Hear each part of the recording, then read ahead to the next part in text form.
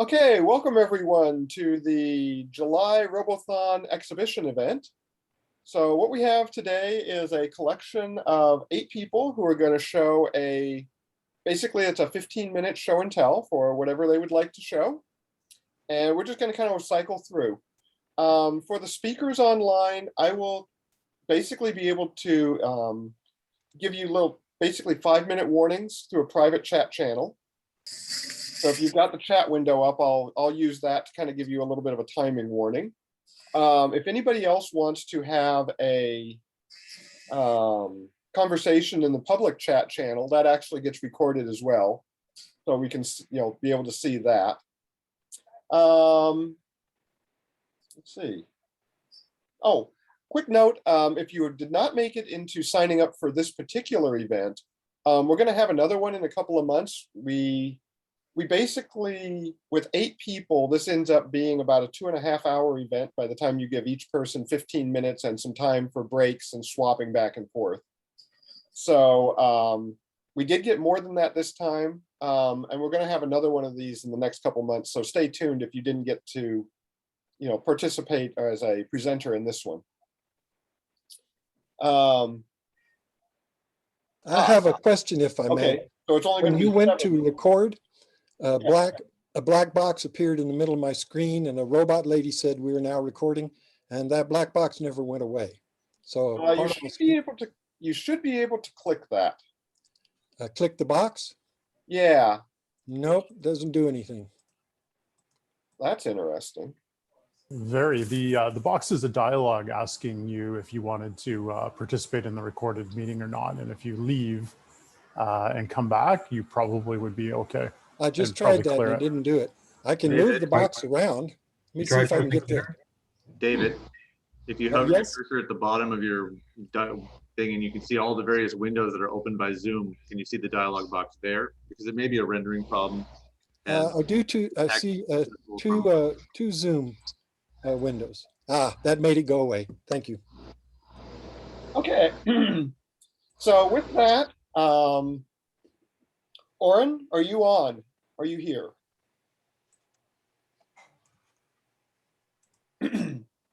Well, our first presenter was going to be Oren with the Pass Me the Butter presentation, but he's not here. So next one on the list is John Jennings. Let's see if he's here. Yep, he's here. Okay, so let me go ahead and introduce John Jennings. His project is Swappy RMV, a Robo-Magellan variation of the Swappy rover. It's all yours, John. Go for it. Okay. If you could turn on a camera as well, or are you going to share a screen? Yes, I'm going to share a screen. Okay, it's all yours. Go for it.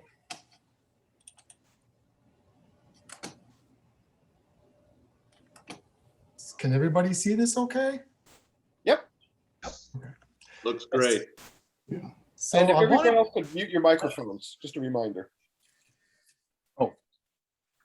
So I wanted to share my current project with you.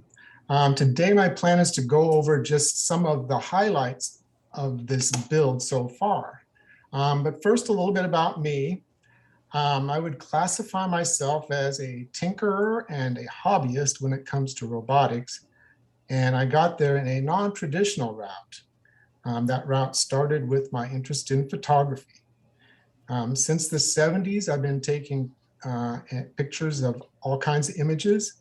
And in 2008, I started playing around with stop action photography. Specifically, I wanted to capture liquid drops and splashes as an art form like this. Oops, let me see here. Oh, what's going on?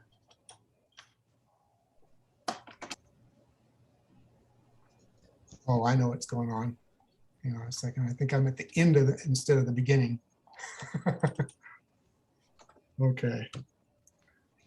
So liquid drop splashes like this. Over the years, I took many pictures of these, thousands of them, in fact. Along the way, I purchased some rigs that helped with the timing of these captures. But in 2012, I learned about the Arduino and decided to build my own rig in order to have more control. And this is what that looks like.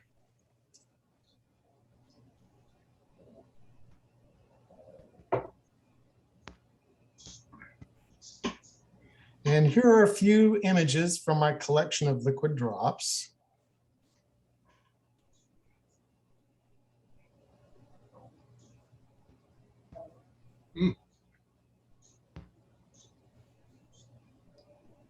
Oh, wow.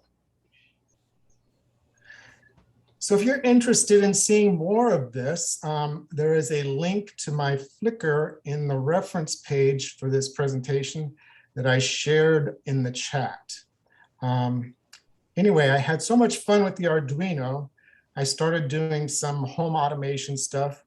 And then in 2013, I ran into this book at Half Price Books. And that was kind of my introduction to robotics, was starting with this robot. I joined a couple groups, the Tukwila Maker Group and the Seattle Robotics Society, and started building these Robothon robots with the line follower, the line maze, sumo, the walker, and the pop can challenge, which brings us to the project I wanted to share with you today. The goals of this project are to build a Robo-Magellan, use the rocker bogie suspension like the Mars rovers in order to more easily navigate the uneven terrain of the course, and also provide a lot of interest for the spectators. I wanted to 3D print most of the parts. I wanted to have remote access with a phone or tablet app. And finally, I wanted to keep the costs down. So for the platform, I chose a design by Roger Chang called Swappy. Servo actuated wheels printed interconnected for extrusion is the acronym which led to the nickname Swappy. There's a large amount of documentation and several variations of Swappy that others have built. Just do a Google image search for Swappy and you will see lots of them. You can learn all about the project on Hackaday, and all the build files are on GitHub. And Roger has a blog devoted to Swappy on his newscrewdriver.com site. This one here. Plus all the CAD files are in Onshape. So last October, I started printing the parts with PETG on an Ender 3 version 2. In order to help to keep the cost down, Roger did not go with the popular Actobotics for the extruded metal rails. Instead, he used the Masumi extrusion for the rails. The 3D printed parts are attached to the rails with screws and nuts that slide into the rails. You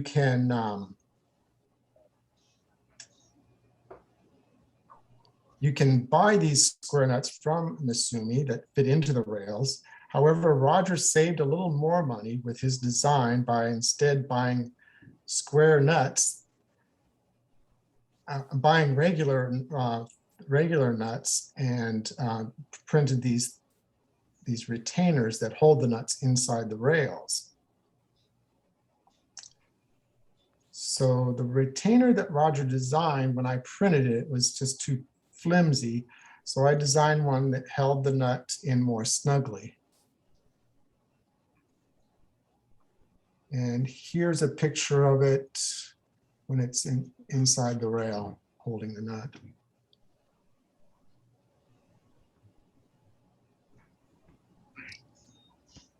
So on Swappy, there are 14 joints with bearings and stainless steel pins. 4 pivot joints and 10 servo joints. This is one of the pivot joints. It's the rocker pivot joint. And the pins are pressed into the 3D printed part and held with these snap rings, and then bearings on the rocker slide over the top, and it's also held with a snap ring. And then the other 10 joints are attached to the servos on one end, and either a wheel, like in this case a wheel, or the steering component on the other end. Roger's design has, they're held in place with these set screws here, which are threaded into these inserts that go into the 3D printed part. Roger's design has flat spots ground into the shaft here, here, but I decided to go in and just drill into that shaft to hold that set screw. Here's the same part with the parts assembled. And this has the wheel hub attached, so the wheel gets attached here.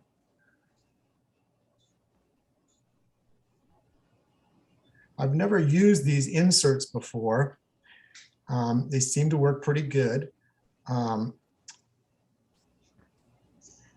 You have rather than having a threaded plastic, you have metal threads, which allow you to take a part on and off easily without wearing out the threads. You do want to get the right size. I started off and I bought these, which weren't big enough. So the difference being when I ordered it was like this long thing. It's just a different part basically. But installing the inserts is pretty easy. You just heat them up with a soldering iron by holding the tip lightly into the hole until the insert melts its way into the part. There's some trial and error because sometimes it doesn't want to go in straight, but they work pretty good.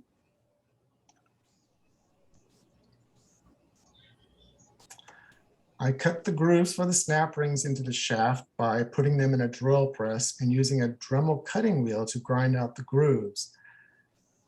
Cutting the grooves in the shafts proved to be challenging. I could have done better if I set up a jig or got someone with younger eyes and a steadier hand, but I got close enough. And here is a shot of the differential bar. Instead of stainless, this one is aluminum.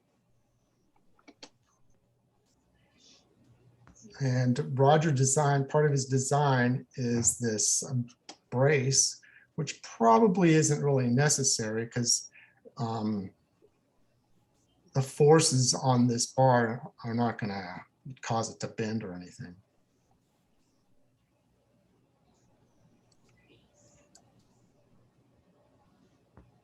The rover uses these Luan-Sol LX16A servo bus servos, serial bus servos, connected to the bus linker version 2.5, also called a debug board, which translates the serial to half duplex and provides power to the servos. Luan-Sol has useful files and documentation on Dropbox, which is not easy to find, but I've included that also in my links in the reference page. And this file also includes some very helpful Arduino code. And it's hidden in this little folder here.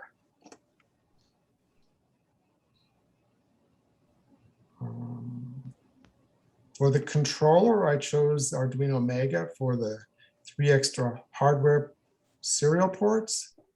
And I used Swappy Arduino code written by Roger, which was for controlling Swappy with a wired remote.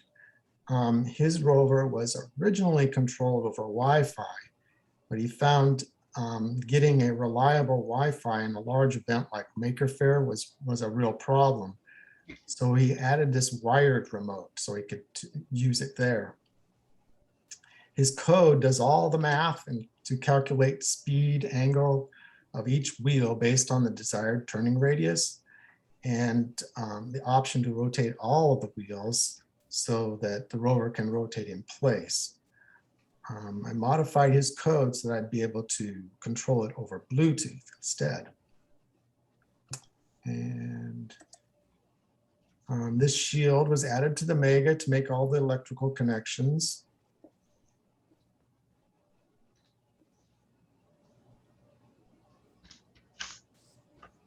For a Bluetooth connection to the Android tablet, running an App Inventor app, I use this HM10 Bluetooth module. I got up and running with this module with much thanks to a article written by Martin Curry called Arduino HM10 and App Inventor 2.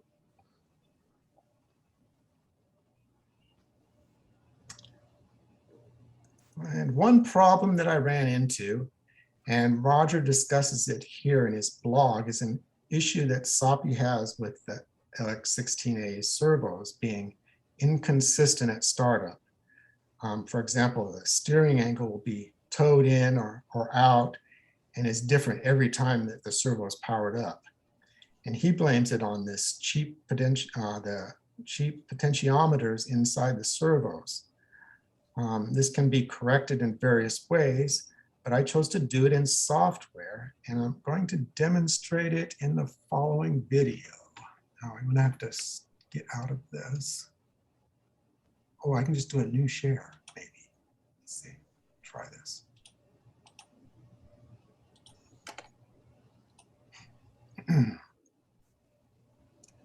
Hopefully it won't be too jerky. I'm sharing it from my desktop.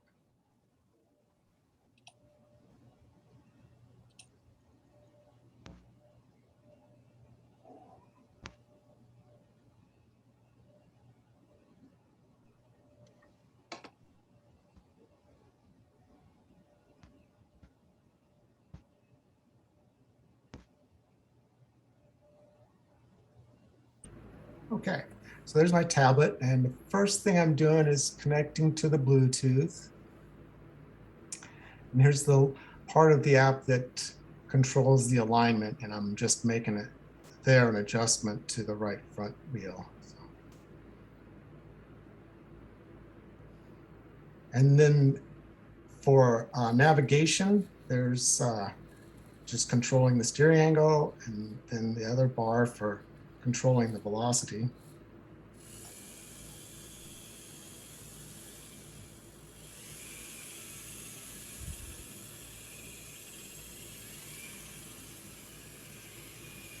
Is it pretty smooth video?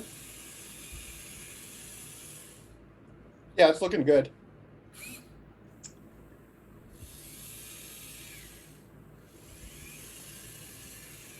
Oh, and that part, last part there, that rotate part, that was the function to orient all the four corners so that the robot can rotate on its center of axis.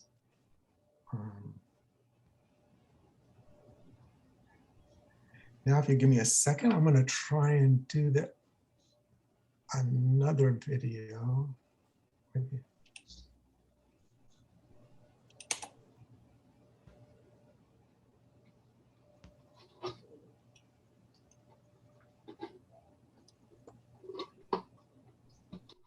Okay.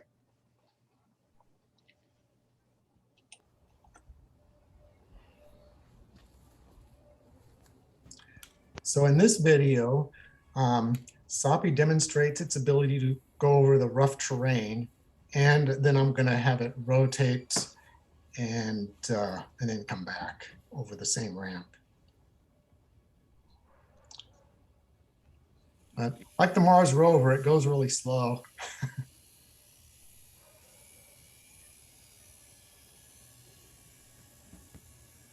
With my my ability to navigate RC devices, it's probably a good idea that it goes slow.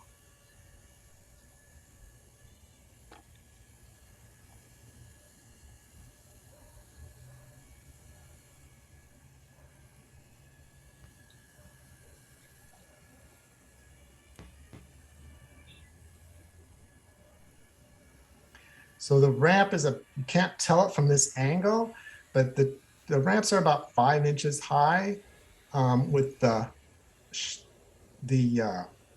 with about a 45-degree on the steepest end of the ramps. That was Cookie. Oh, that was Bunny Rabbit.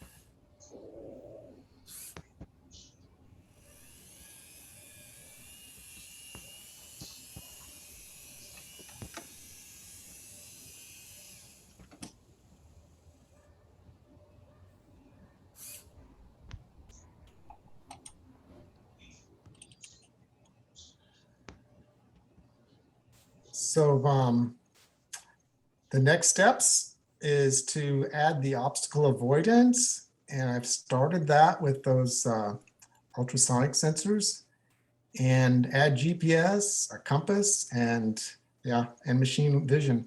Lots to do still, but it's been a lot of fun. That's Swappy RMV. Okay, thanks, John. We've got just about a minute and a half left for questions if anybody has some. Just want to say thanks. That was a great presentation. Yes. The continuous servo motors don't always travel at the same speed. Did you have to tune them to go straight? For all of them to go at the same speed? Basically, so that the robot goes straight. One may be more powerful or running at a slightly different speed than the others. You don't have that trouble?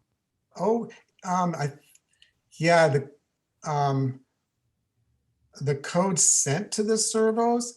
So for example, if it's making a turn, then obviously the outside's going to go a lot faster than the inside of the turn. So that code that Roger made, it takes all that into account with the trig and makes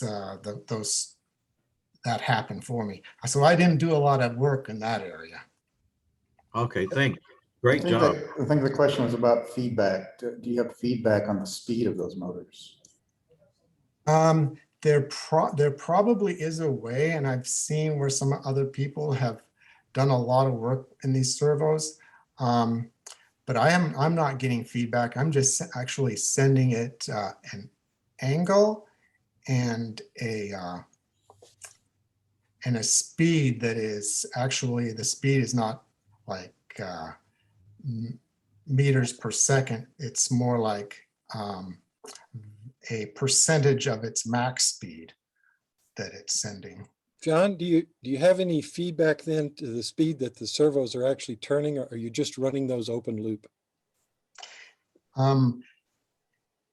No, I'm not getting any feedback from that. It appears to be controlled very well, so there must not be a problem with it. No. Yeah, great job. Thank you. Yes, that's really cool, John. I had a question about the differential on top. So is that to keep the platform as level as possible, or? Yes, that is to help keep the body of the robot relatively stable. Of course, it's going to depend a lot on just how bad the terrain is. Right. But then the actual rocker bogie part of the suspension helps with keeping the weight even between all the wheels. So the wheels each get about the same amount of weight. Yeah. The Masumi being 15 by 15, that's, there's like 2020 is very common. Did you find it was more expensive to use that, even though it was just a little bit smaller? That was the original design that Roger made up, so I just went by his design. Okay. Okay, folks, I'm going to need to break in on this one real quick because it's time to move on to the next speaker. Thanks again, though, John. You're welcome. Just a quick note, folks. You may have noticed on that last session, we've been planning for 15 minutes per speaker. Given that we've had 2 speakers drop out, we're going to kick that up to 20. So, it's for the speakers coming up, if you want to use that extra 5 minutes, feel free. If not, don't worry about it. But just wanted to let you know we've got enough time to give people a little bit more speaking time at this point and for Q&A. So next on the list is Bob Cook with his project is called Snail's Pace Rope Climbing. So take it away, Bob. Thanks, and good afternoon, everybody. Let's see if we can share the screen. I had wondered how I was going to fill 15 minutes. It's not sure we're going to get 20 minutes out of this. We'll see. Is my desktop coming through? Yep. Cool. So this is a project that got started, and I thought I would put in a slide that talked a little bit about background or scene setting, let's say. So imagine yourself in a pandemic and everybody's living from home, working from home, or as I was joking, I was living at the office and working from home. And our normal Vancouver Robotics Club meetups couldn't happen in person, so we switched to Zoom.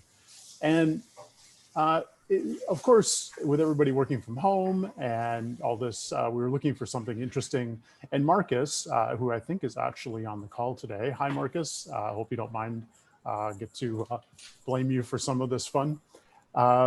Marcus had proposed, we need to have a robot building contest. And he said, rope building or rope climbing robots. So, have a virtual robot building contest. Everybody can build stuff at home, and it was something you could do at home. And then the goal was have something to show. And I'd say the real goal was basically have something to amuse ourselves while living out the pandemic. And there was no real rules. There was lots of discussion at one of the meetups that we needed some rules. No, we don't need rules. One of the rules that we kind of ended up settling on for everybody was what we didn't want to see was kind of pulleys that were just sitting on a rope and going. You had to have something a little more creative than that. But the Marcus's proposal was basically there aren't any real rules. There's no real prize. It's not even really a contest. It's just about having some fun, and everybody should try to start to build something and bring something to the next meeting that we were going to have online. So that was cool. Of course, the first thing I thought of was, hey, Marcus, do you really mean like this kind of a robot, like rope climbing, right? And as I was looking at this kind of a thing, I was wondering which light fixture at home was going to get sacrificed to hang a rope. So it turns out, no, that's not what he meant. That's not what he meant at all. So what he meant was this kind of a thing. And this was a video that we all watched together and was talking a lot about, sorry about the audio. I don't know if there's a way I can mute. Yeah, there we go.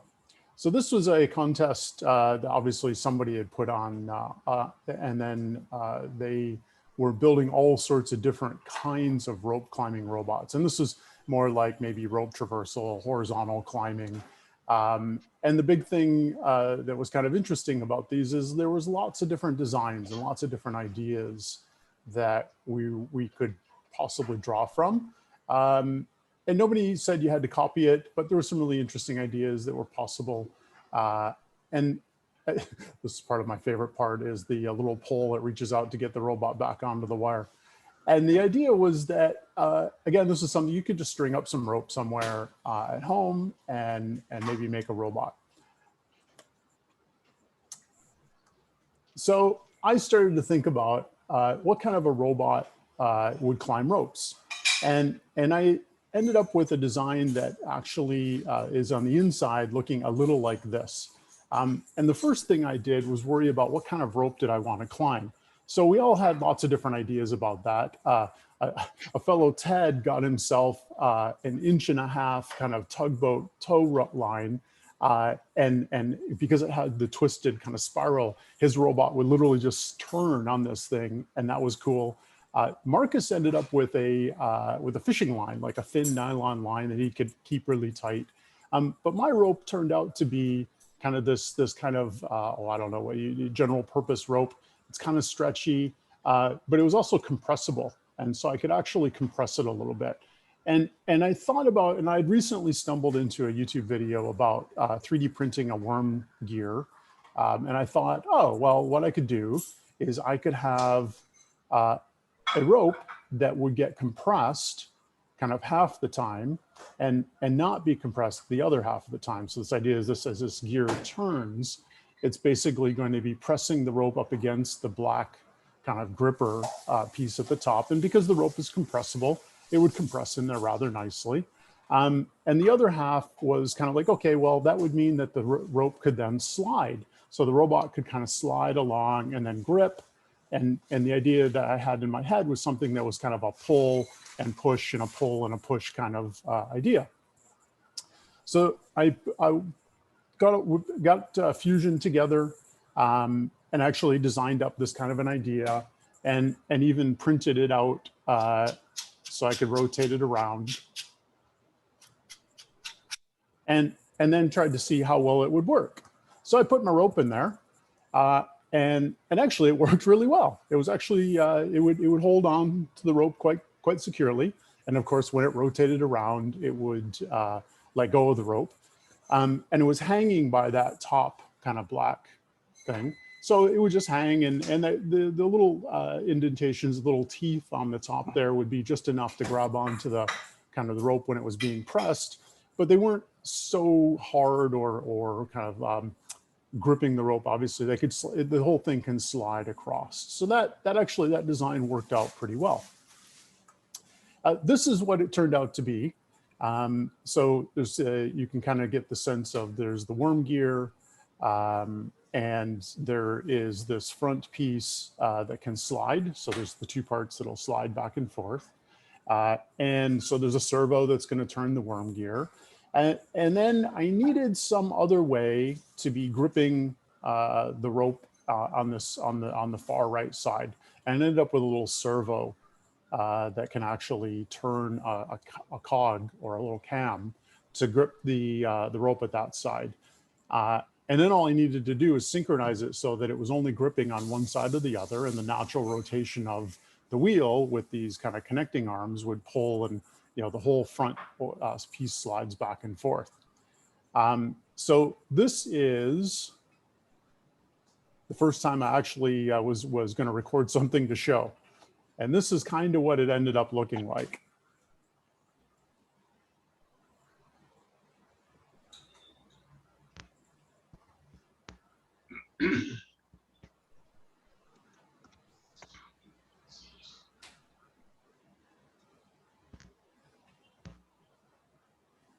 So, and unfortunately, the video kind of doesn't really get the great effect because my arms probably were moving a little bit. But the idea is that one end is going to be gripping while the other end is sliding. And then, of course, on the other half of the rotation, you just switch. So the way that I solved the question of which half was which was by putting a little micro switch in to detect when the wheel was coming around to when the worm gear was coming around to push the rope or clamp it up against the top. And I'll show that in a minute here. So this is the finished project. And you can kind of see.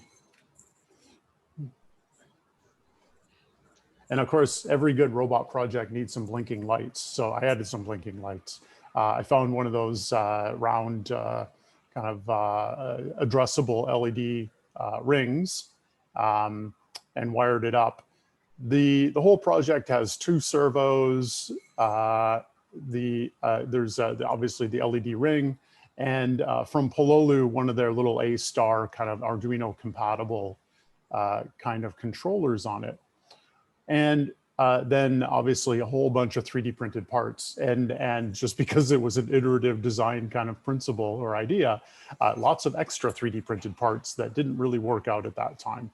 Or I got new ideas. So I got a whole pile of those things around. Need to figure out what do you do to recycle 3D printed scrap? Feels bad just to put it in the garbage, but it's PLA. It's probably going to be okay.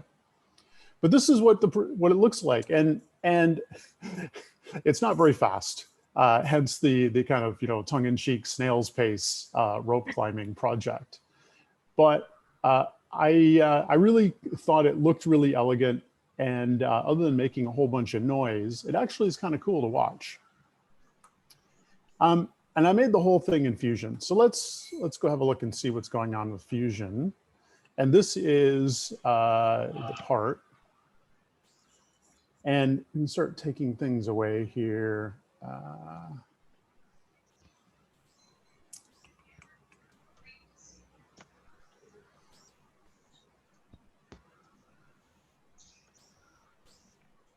Now let's put that guy in there.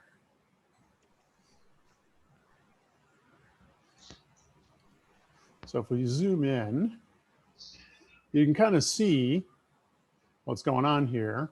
There's, just like I had in the original prototype, there's the gripper at the top and the half circle. So and I ended up rounding the corners just quite a bit to make it possible to push on a micro switch kind of as it was rotating around.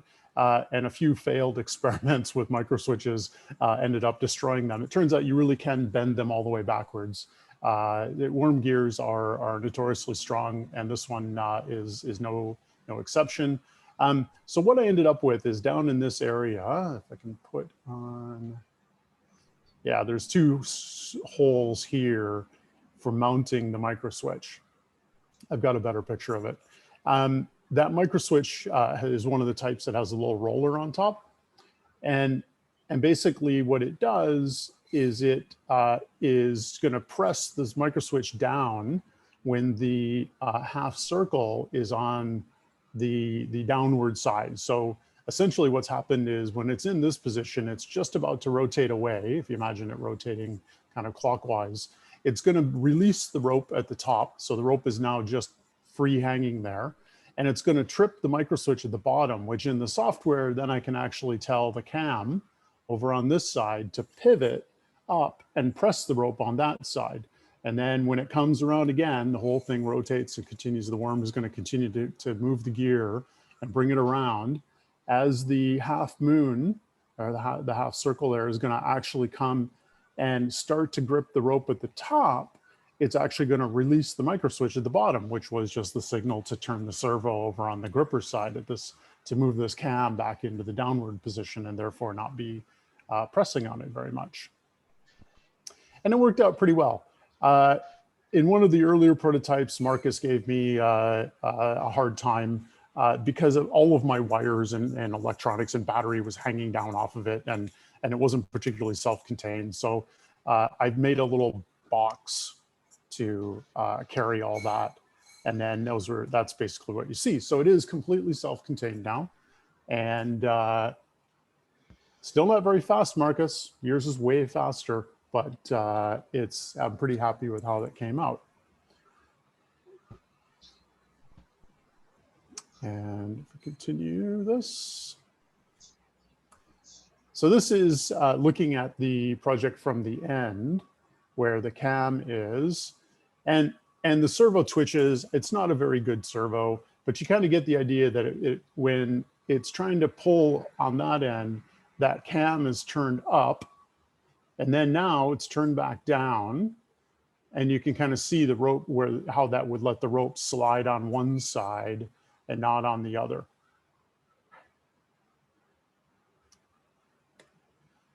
And this is looking at the same robot, same kind of end on view, just looking at it from the other end.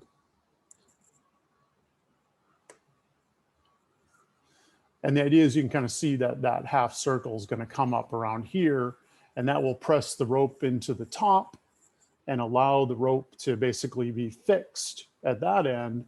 And because that would signal the cam to turn, the whole front is then going to turn around again. And now the circle has kind of passed around, and it's allowed the rope to release, but it's pressing on the micro switch at the bottom. So if we go back and look at the whole thing again, and you can actually hear the closure of the servo for the far end, the kind of moving end, where it kind of snaps into place or doesn't. And because I was having fun with the LEDs, it's two different light patterns. One is where the back end is fixed and the front end is sliding on the rails. And now it's actually gripped at the front and is pulling itself forward. Bob, we really can't hear it. Is that just me? Oh, I didn't know. I thought the sound would come through. Maybe it's only the sound that in my head. Yeah, we're not hearing it. Not hearing any sound. Well, I don't know how to actually, how am I going to make Zoom do that? Thank you for suggesting that, by the way. So Bob, when you share the screen, there's a button down at the bottom you have to push to capture the sound. Or just okay. Thank you for that. Let me share again. Haha, share sound. Thank you. Oh. Oh, you're kidding. It's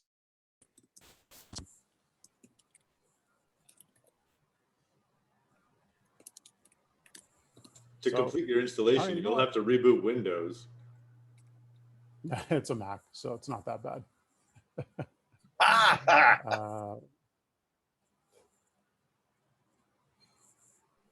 Well, let's see. I don't think I'm going to be able to share sound. Darn it all. But You can easily stretch it to 20 minutes now, though. Do an install in the middle of the demo. We're hearing something. Yeah. Do you hear this servo noise? We hear a servo noise, but we don't see the video now. Now you don't see the video. That's maybe. Now we see the other screen, Bob. Now you see the other screen. Okay. We see Metasploit 101. Well, we don't want that. Well, this has just turned out to be an interesting one, hasn't it? Share sound, show the right desktop. Okay, now do you see PowerPoint? Yep. Yep. Let's see if we're getting the share sound. Then we get the sound. How about now? Yep. Look at that. See, Lloyd, you were probably right. I probably should have come to the practice session.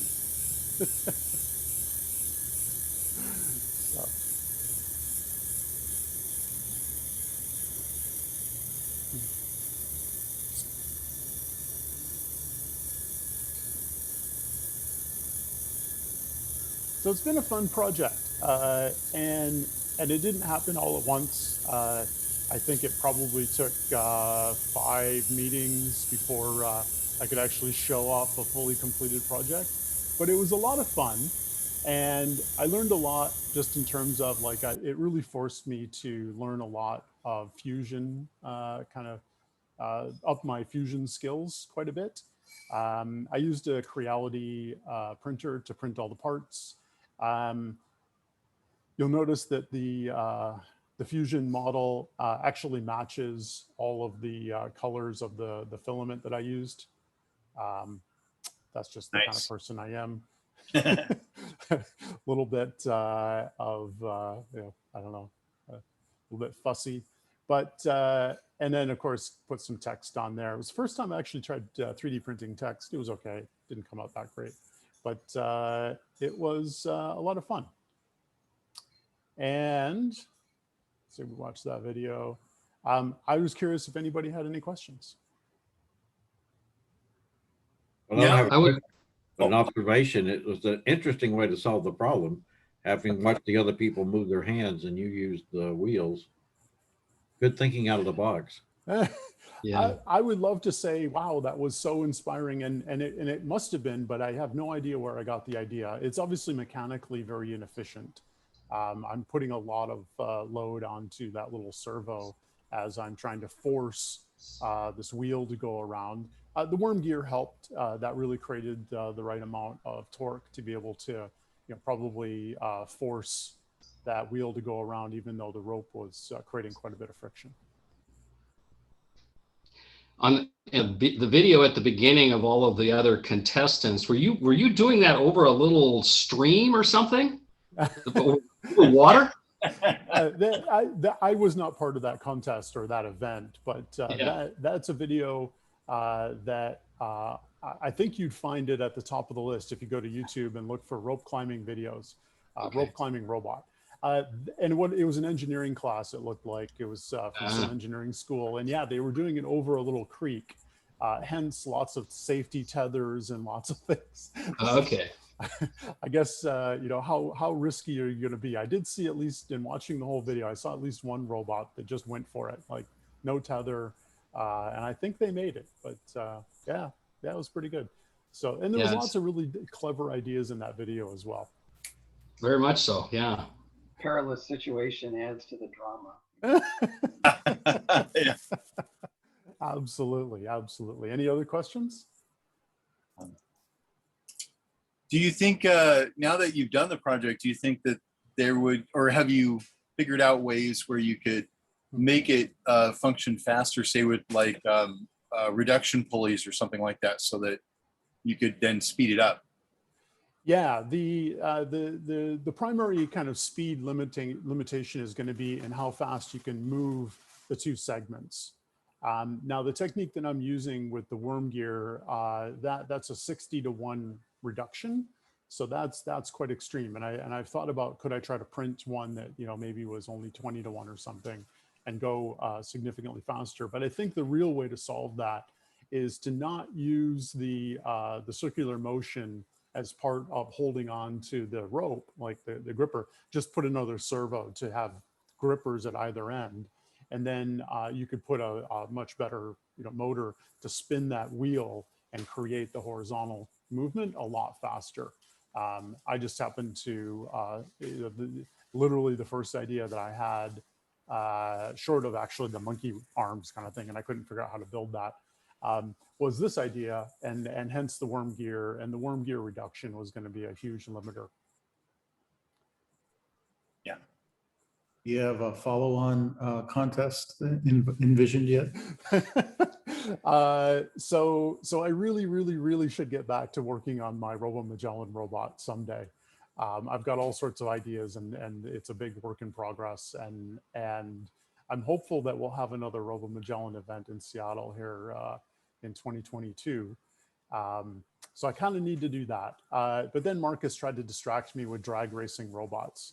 So he had proposed making, and he found a great video of a university in England where the students were building these little cars, you know, little tiny cars, to go down a drag strip literally as fast and straight as you could. It looked like a lot of fun, actually. And again, something you could make at home, you know, something that didn't require outdoor space or a big workshop or anything. Well, maybe an advanced version of this challenge would be to have a rope walking robot where the center of mass has to be above the rope. That would be an interesting challenge.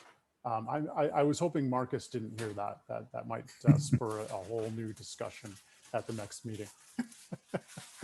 So Bob, great job. My favorite part was where you say no rules, no contest, really. I like that kind of contest. Just show us what you got.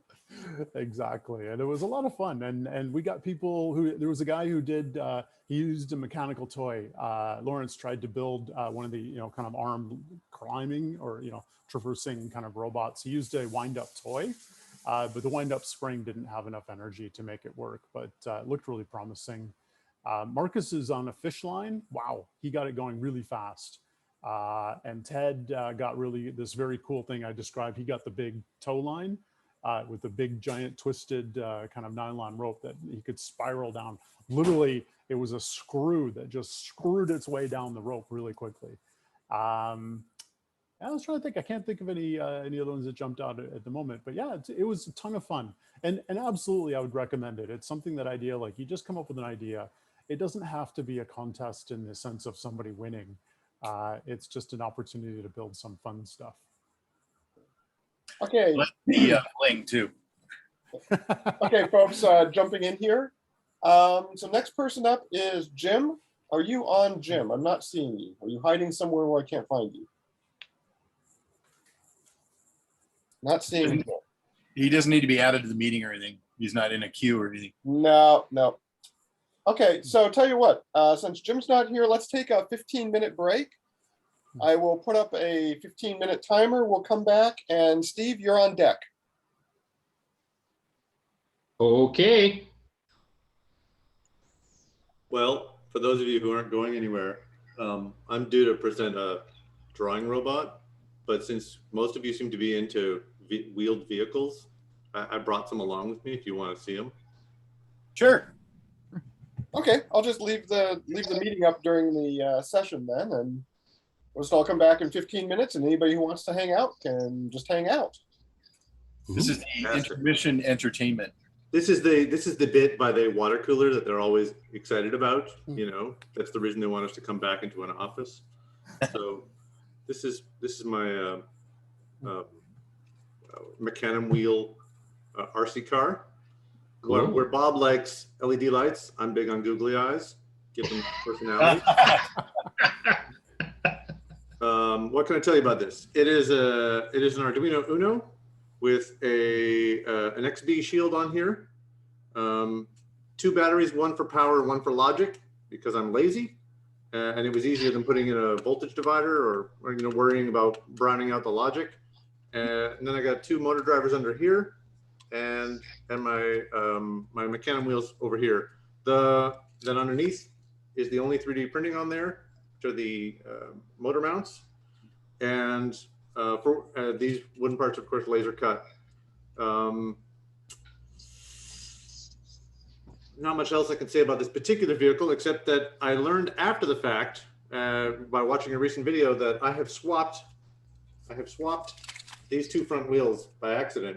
So when I try to drive it sideways, it mostly just jiggles on the spot because the pattern is wrong. Anyways, the part I really like about this robot is the remote I built. There's the other half of the XB. 2 little joysticks. It's tank style steering. So really it only understands forward and back on these 2 sticks. You can move sideways, it does nothing. You can click, it does not honk a horn. That would be a neat upgrade for the future. I've never built this kit as a thing you can buy off my website because I figured it was way too pricey, but I'm thinking that people have loved it so much, I might just put the plans up for $5 and let everybody go nuts. What else can I say about this? Nope, that's about it. I'm really pleased that if you get it in the right light, you can see that only comes out because of the weird way it prints the first layer. Oops. Yeah, and I have a bad habit of not throwing away the experiments that I used along the way. So I have a lot of these shoeboxes and a lot of bits left over. Yes. Another one I got here. Still the whole box. Nice one. Maze solving. I really like the micro mouse. I've never actually done a micro mouse contest, but I've tried to build a few iterations. The very first line follower. Let's maybe start there. So this is laser cut wood with a little rubber bands glued around the outside for traction. Again, an Uno, and under the front edge, some photovoltaic sensors. Yeah, you're familiar with the idea. The very first one I built in about a half an hour at a conference on a bet with some old coffee cups for wheels, and it followed the lines on the gymnasium floor. So that worked pretty good. A nice thick line is easy to follow, right? And then this job is supposed to use the light sensors as a kind of LiDAR to detect walls from 5 different positions. And it has an absolute rotation sensor on the wheel so that hopefully between the two, we can get a reasonably accurate idea where we are in the maze. And again, just 9-volt batteries up here and an Uno. And then because building a maze is expensive, I built a processing sketch that had a maze and had a simulated robot with simulated noise because it was probably not going to be accurate. And then working with that noise, tried to build a script that would still figure out the maze. And I'm going to post a link to that because some of you, I'm sure some of you will be interested in it. Where's my documentation? Micromouse sketches. There we go. So you can, if you have processing installed, you can run that and then it generates a random maze and starts in one corner and follows the rules of standard Micromouse stuff and tries to figure it out. And that's that. So that's all I have done in wheeled vehicles like ever. Dan, I like your broad line follower. I had built a similar thing a few years ago, and rather than having to have a very specialized, highly defined line like you get in contests, it turns out that there's lines everywhere in the world, parking lots, gymnasiums, and so you can always find there in one of the science museum in Dallas, they have a tile floor that has the solar system with the ecliptic on it. So it turned out we could follow the ecliptic all the way around the science museum rather than having, often the ones for contests are very strictly defined, this color of line, this wide, and all this sort of stuff. But I found it a whole lot more fun just to wander around and find lines in the world. And you're right, gymnasiums and places like that have tons of, and they're different colors. So there's all kinds of things you can do with them. So. One nice feature, the firmware I figured out here sort of late in the game was you put the robot in the right place and hit reset, and you get about 2 seconds while it reads whatever color is under the sensor, and it has to be all sensors on the line. And then you move it off the line for 3 seconds, and now it has some idea of the light level in the room. And as long as you don't go across a sunbeam, you're probably okay. So I was very similar. I had my light sensors mounted on the end of the grippers that I use for grabbing things. And so I put that on the line, and when it had sampled, it would withdraw them. And then I took it off the line and it would sample that. And yeah, exactly. And then almost anything can be a line. And as I said, parking lots have great lines, As long as your sensors are wider than the line, you're good. Actually, if they're less than that, you can bounce inside the line. So that works. Yeah, you could run along an edge, couldn't you? Yeah. Yeah, Half in, half out. I like that idea. I never tried it. it works really well. Nice. You just got to have a larger virtual pixel size. We used Adobe Capture to do some printing. This was actually a photo of my cat that came out really well, I thought. And it's basically just a drum printer.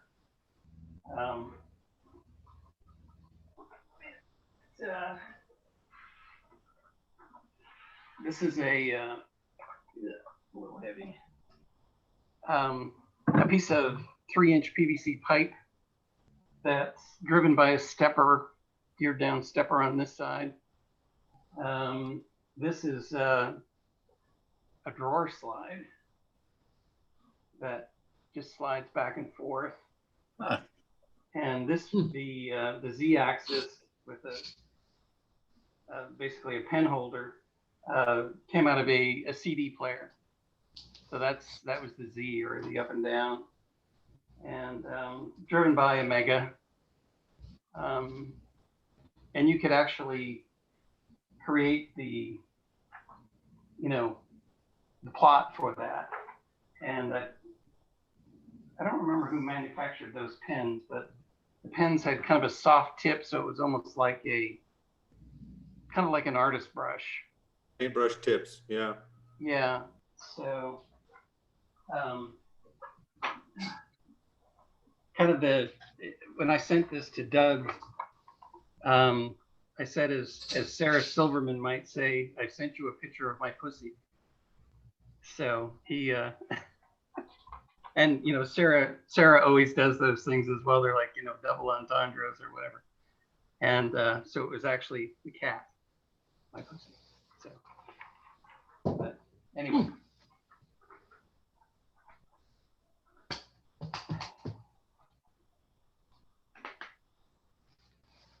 Well, I have an off-topic question. Stephen, are you back? How about Donna? Donna, are you here? I'm here. I gave a talk beginning of June for the Dallas Robotics group, and I tried to publish the link to it on the SRS list, the once voluminous SRS list. And it kept telling me that it had to be approved by the moderator. Weeks went by, so I gave up and I emailed Stephen directly. Boeing doesn't know who you are anymore. So I tried Yahoo and I got no reply. So instead I emailed Donna and I said, Donna, could you post these 2 links to the SRS list? And I got no reply. So is that Yahoo address still yours, Stephen? It is. I don't go on there very often. We have a Seattle Robotics Society at Gmail, which is the most reliable one to use. Is that right? So I check that one at least once or twice a week. Okay. Yeah, sorry. All spelled out, Seattle Robotics Society. Exactly. Yeah. Don't shorten any of the words. Make sure you use all the S's in there. So. So Robotics Society has 2 S's. Yeah. Yep. And yeah, well, I'm the webmaster, so I can definitely get it on the website. So yeah, sorry about that. We don't mean to ignore people, but it's just sometimes you just. Well, at one time the Seattle Robotics web server or list server was like one of the biggest in the world, and it seems now, if I may, a shadow of its former self. Yeah, well, Verizon bought Yahoo Groups and obliterated everything. So it was like you had to migrate over to a new platform. And we encouraged people when we knew that was coming, encouraged people to go sign up under Groups.io. And well, what's there now are the people that responded to that. So I have a feeling there were a lot of people. There were probably a lot of dead emails on that list anyway. And so. Yeah, so unfortunately. My memory was that there were 600 or 700 people on that list at one time. And it was actually over 3,000 at one time. Is that right? And yeah, but I'm pretty sure that there was a lot of dead emails on there. So yeah, we weren't too happy with Verizon. I know a lot of people were very ticked when they heard that they were going to just shut it all down. It's very annoying. I'm not certain if I'm going to mispronounce your name. Is it Heike? Mr. Cap? Dan. The one that had the. You're talking to Dan. What? Sorry? Oh, okay. Yeah. How did you print your pictures? Oh, that's coming up in my talk. Oh, it is. Okay. So Ray, I had exactly the same question. How did you process your cat into a Z modulation for your, how were you translating an image to, what's that? Yeah, it's been several years now. I'm not certain. There were several steps. I know. Oh boy. I'd have to look it up. I know you would take like the original photo and run it through Adobe Capture, and you could basically, it would take a color image and basically just make it into a monochrome photo that would highlight the transitions, almost like edge detection in OpenCV or something like that. Mhm. And it was, you could select how coarse or fine the number of lines were in the image. There was another program in between that. I want to say it's like FlatCam, but it wasn't called FlatCam. And that's what actually translated it to a brush stroke. And the kind of the idea of that was that the further down the brush was pushed, the wider the stroke became. So if it wasn't pushed down very far, it would make a much finer line versus a coarser line. And so that's how you got, basically the tapers on all the lines. I can't remember the name of the one. I'll have to look at it. It's been probably for maybe, I don't know, 3 years ago since we had done it. But it's used to basically translate photos into basically G code that you could actually trace out the file.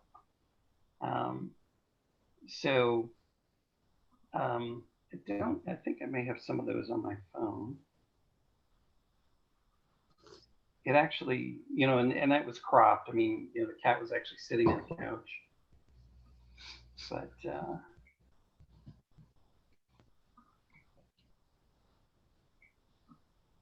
yeah, I don't know if you can see that or not, but that was the. Come on, cooperate. No, it's not gonna flip. Okay, see if I can do it. I think it keeps flipping back. It's an awfully dark photo.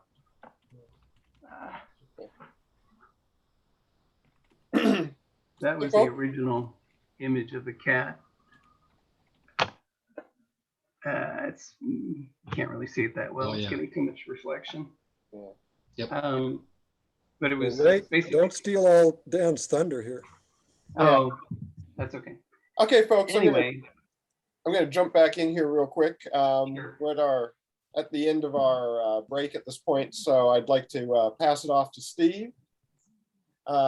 Steve's project is educating kids with the, how do you say that? Elegoo SMART Robot Car? Elegoo, I guess, yeah. It's many, that I'm not sure if that's Chinese or Japanese or where exactly. Somewhere over in Asia, anyway, is where this comes from. So.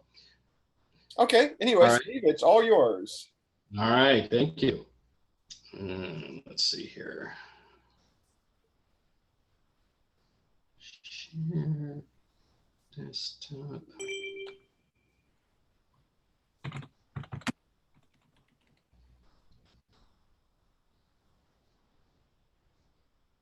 All right. Everybody seeing that? Yep. Looks good. Okay.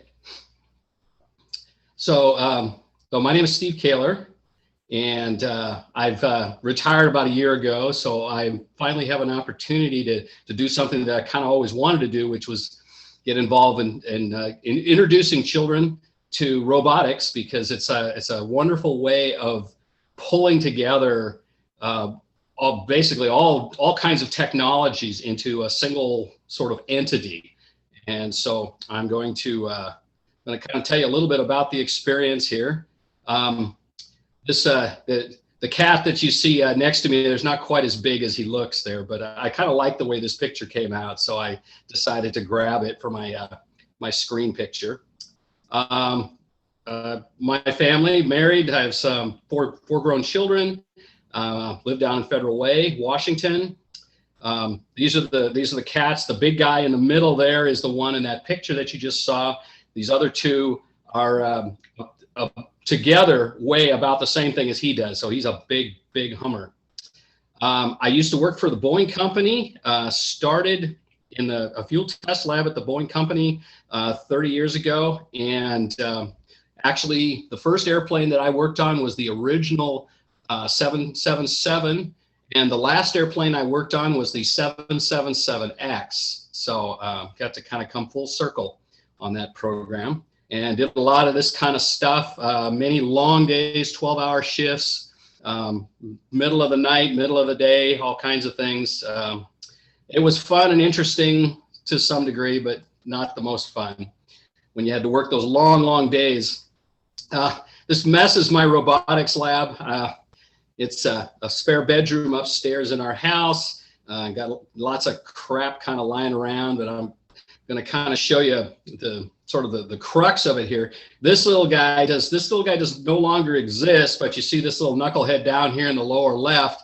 That's me back when I was in high school and got inspired to start trying to build robots. And so this was a robot that I envisioned from Star Wars era, you know, see R2-D2 type of thing. And it actually worked to some degree. It used discrete logic, 7400 series discrete logic to make things happen. Microprocessors were a little more expensive and not really well suited for that task at this time. These are some, I'll just kind of show you my gallery of robots quickly here. This ConnexBot's what I call him up here, was a sumo robot that I made. Didn't work real well because he had a very high CG, and if you've done anything at all with sumo robots, you know that low CG is very key to surviving. Basic stamp robots. These are some kit conversions. The middle one is our Generation 1 workshop robot that the Seattle Robotics Society came out with about 15 years ago. The other two were just electric toy kits that were converted to Arduino. This is essentially the current one of our current kits. Uses an Arduino Uno. Spy tracker, perhaps you saw these in the stores a bunch of years ago now. A little remote control. There's a little screen on the remote, and then a camera on the front of the robot. This was one of the kits that I've used recently for in classes. It's got the mechanism wheels, remote control via cell phone. I have a Cosmo, cute little guy, very pretty amazing little robot that was gifted to me. He actually was gifted to the club, but I've adopted him. And also was gifted a couple of these guys, very cool walking four-legged combat robots. And be fun to just do a talk on these little guys. I have a Roomba Create, and then this Easy Roboto. The Easy Roboto still doesn't do anything yet. I just added a Shark Robo Vacuum to my menagerie here yesterday, so I now have yet another robot. And finally, this little guy, which is the robot that one of the prime robots that I use for this class. And so I'm going to tell you some of the technical details about this little guy and what I liked about him and what I didn't like about him. So with that, I'm going to switch to my other, let's see here. Oh, I hate it when it does that. Okay, I got to stop sharing for just a sec here and switch to the other. And then go back and reshare.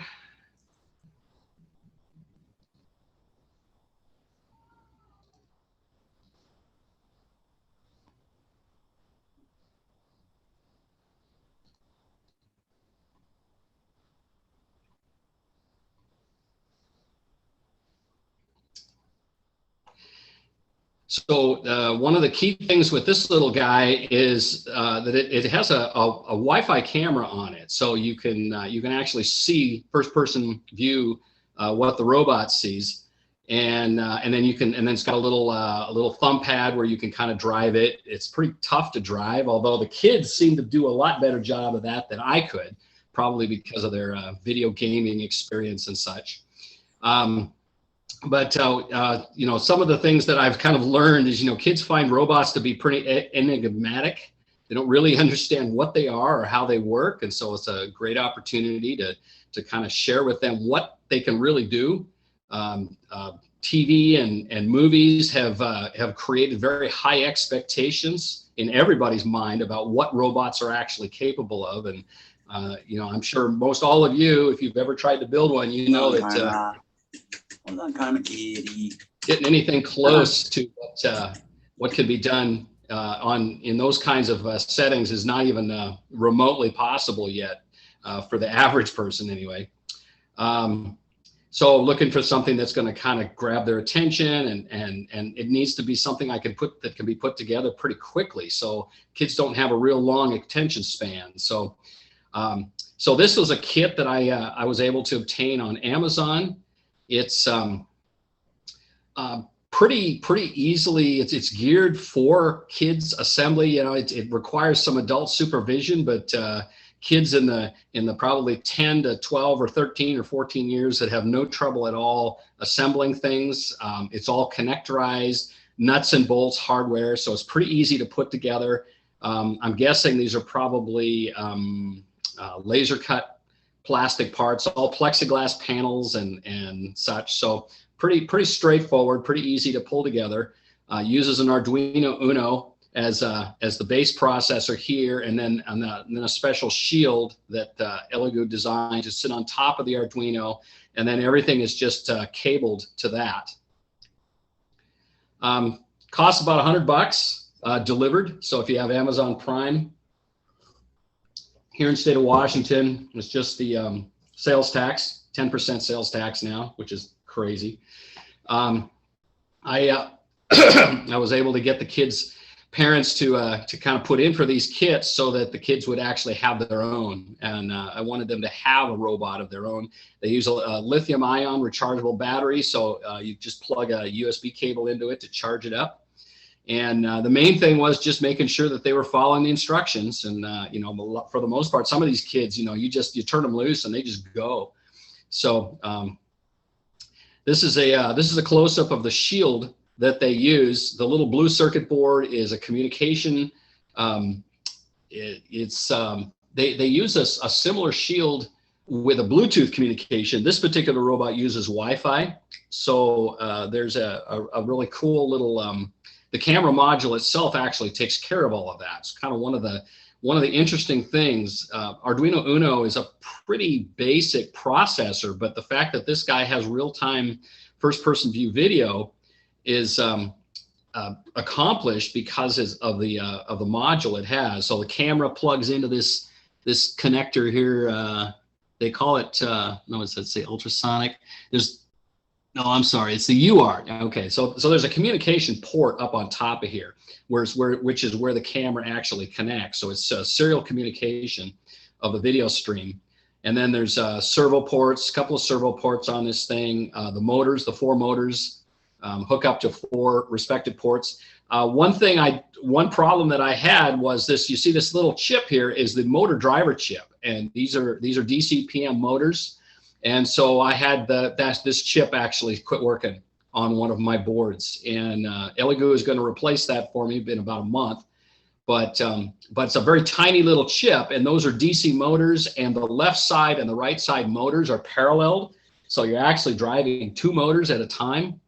And that seems like a mighty small little chip to be doing that. But so I'm not terribly impressed with that aspect of their design. No heat sink either. Pardon me? No heat sink on that either.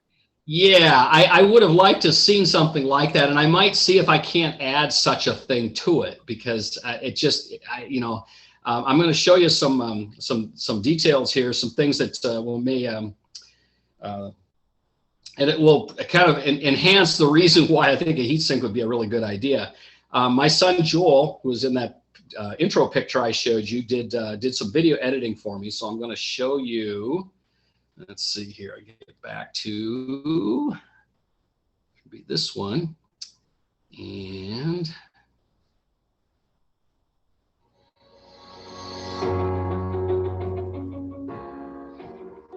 you guys hearing sound for that? Yep. Yes.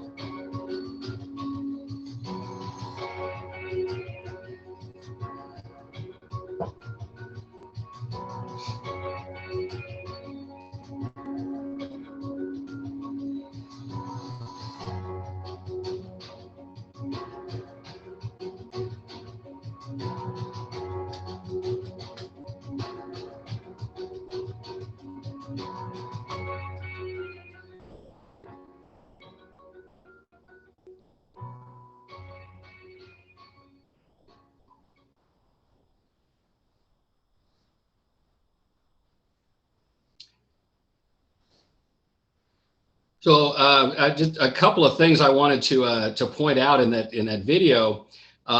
You saw several, you saw some basic stamp robots in there, which was also something that I used. They're much slower than these little guys, but you might have saw some pretty aggressive line following competitions there. The kids got, I would say, got a tad carried away with creating quite complex things for the robots to attempt to follow.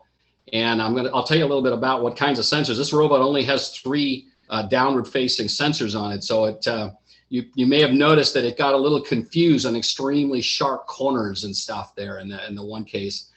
You also saw a little remote. So on the kits come with this little kind of like a mini TV remote that can be used to turn on the different programming modes for the robot. Plus, you can actually drive it remotely without the smartphone if you like. And then the Legos. So I glued this picture on this particular slide here. You can't see it. I think I've got some better pictures that I'll show you. I'll show you down the road there. I'm sure I've got some. If not, I can show you my live view here. But the Legos was a great hit with the kids. They love building stuff on top of the robots. But if you know anything about Legos, you know it's a pretty dense plastic they use, and you get very many of them on there, and it gets pretty heavy. So that could possibly be a contributor to the motor driver burning out on me.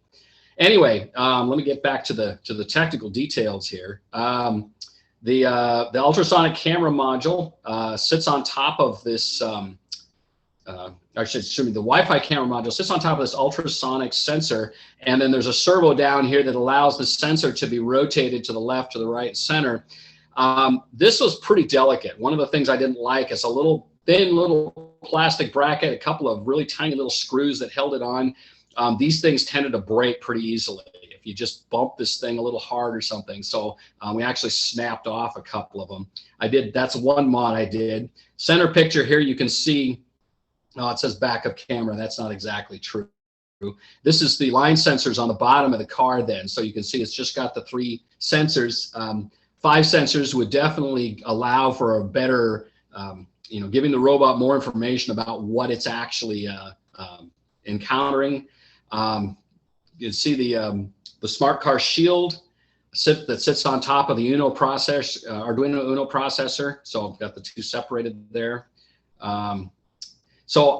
This is one of the mods that I did was I took that camera off the top of the ultrasonic package and then basically just hot glued it down to the front of the car and then put a couple of steel wires to protect it from collisions. And I discovered that the kids were quite prone to drive their robots into things. In that regard, too, down here where the line sensors are underneath, they were breaking off the, let's see here. See these little black plastic boots that go around the emitter and the detector. They were knocking those off and leaving those on the floor. And so what I ended up doing was, see if I've got a good picture of it here. No. You can kind of see the front of it. I put an aluminum bar down here that it's basically just aluminum L channel to provide some protection for those sensors. So if the kids bash, if they drive this thing up against something that's down low by under the robot, it isn't going to bash into those sensors. It'll just hit this aluminum bar. And then I ended up putting a cardboard strip, another cardboard strip down each side, and it actually improved the performance of the sensors because now it was blocking the side light that would normally come in. So that was a kind of an improvement on the kit. This is a little camera module that I was talking about. These things can be had for under $10 on Amazon, and you've got the camera module. It's got a USB-C interface on it. It has Wi-Fi built in. The antenna is this little area right up here on top. You've got a lot of smarts on these things. This particular one is this ESP32W rover, but if you do a web search on this ESP32-cam or other varieties, you can find these things. And They're inexpensive. There's nothing real special about the camera, but it's pretty decent. It gets a surprisingly sharp image, and no focus adjustments, but doesn't seem to really need them. And then a serial interface to be able to get your data, communicate with it, get data back out of it. The other functions that the robot had, follow the leader about 20 centimeters ahead. The downside of that was, unless the leader was really slow moving, the robot tended to lose the leader, could not keep up with it. And so I didn't find that to be a particularly useful function. And then roaming obstacle avoidance, all of the robot was using was the ultrasonic sensors for that. It could definitely use, more sensors, or possibly something that would integrate the camera, in being able to do that. So these are different programs that are pre-built into the unit. You can choose that program, and then it goes off and does it. Didn't really work all that great. So here's kind of the way what it originally looked like then. So the way the thing mounted, and like I say, this camera, because it kind of sticks up above everything else, is extremely vulnerable. Not a really great robust design, particularly for a kid's toy. Just standard DC motors with gearboxes, 4 identical motors on there. Left side, right side parallel, so there's not four-wheel, well, technically four-wheel drive, but not independent four-wheel drives. So let's see, I think, yeah, in fact, you can see this picture here, the camera is actually, the camera bracket is broken in this particular picture here. So that was one prior to my making my modification. What we did have a good time playing around with was line following, and you saw a lot of that in the video. It was a particularly, I went on Amazon, found a large roll of 1/2 inch wide black tape, and then we would stick it down onto these white plastic tabletops, which were then set down on the floor, so that in case the robot got too close to the edge, it wouldn't, kill itself. And then adding the Lego bricks, just hot gluing some Lego bricks onto the top platform, allowed the kids to add their own features to the robots, and they really enjoyed doing that. So here you can see, this is what it looks like with the Lego bricks on there. And so it was just a matter of carefully gluing them so that the little knobs lined up, so that you could span between the different sets of bricks, and things will snap together without breaking stuff off. And so this is pretty much what the robots look like now with the modifications. And you might have noticed that one robot had a lot of Lego bricks on it. So it was definitely pushing the limits probably of what those motor driver chips are actually going to handle. And then here's one of the tabletops. So this is just one of those 6-foot diameter round tables, and we just left the legs folded, put it down on the floor, and then had one little guy went a little nuts with the black tape on that sucker. And the robots did surprisingly well navigating these crazy little loops and these little bypasses and other things. And it was pretty fun. I wouldn't, these guys make a lot of different kits. I wouldn't necessarily choose this kit again, because they do make one that uses Technics type Lego parts, and the controller is actually built into a plastic box with the little stud holes built into it. So you can build basically a Lego Technics vehicle, or several vehicles around this controller. Looked pretty interesting. That was, I think that was about around $80, $85, something like that for that particular kit. But there seems to be a pretty capable, quite a bit of capability with these things, even though I didn't have an opportunity to dig too deep in that because of time. I ended up coming down with COVID just about the time that these kits showed up on my doorstep, and we lost almost a month while I was recovering from that. So let's see. These kids, mid-teenagers, are definitely smart. They're very sharp. They pick up on stuff quickly. They're very adept at remote controlling things. And they're very good at finding the flaws in designs. Younger kids were definitely interested in the kits, but their short attention spans would make it a little tricky to really do a lot with them. But I am contemplating some ideas, probably some simpler types of kits. The line following was actually pretty fun. It was a fairly easy thing to implement and run, and I'm thinking that I'm probably going to do some more with that. And then the Lego integration was definitely a winner. These are some stills of some of the kids creating their Lego things. Something that I would prefer, I was given about 45 minutes of class time once a week with these kids, and that's a little bit short. It's even with something that's pretty well defined and canned, it's better to have probably at least an hour to an hour and a half. So I'm in negotiation with the administrator on working something out along those lines. Having somebody to help in the class is definitely a plus, even if they're not an expert or necessarily know a lot about this stuff. Just having somebody that can sit with the kids and kind of walk them through some of the instructions. These are some of the tape stuff on the floor. You can see the pretty complex patterns that the kids came up with. It was better sensor designs would certainly help that. Getting that camera in a more robust location, that was an important change. And then just as I mentioned earlier, then you saw on the video there, you saw the Parallax Bobots, basic Stamp.to robots doing follow the leader functions.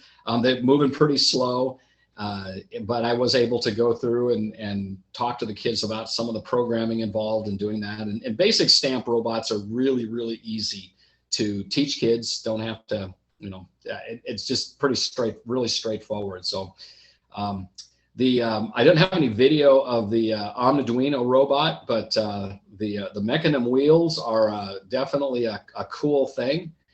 Discovered they don't work great even on low nap carpeting. They like hard surfaces best.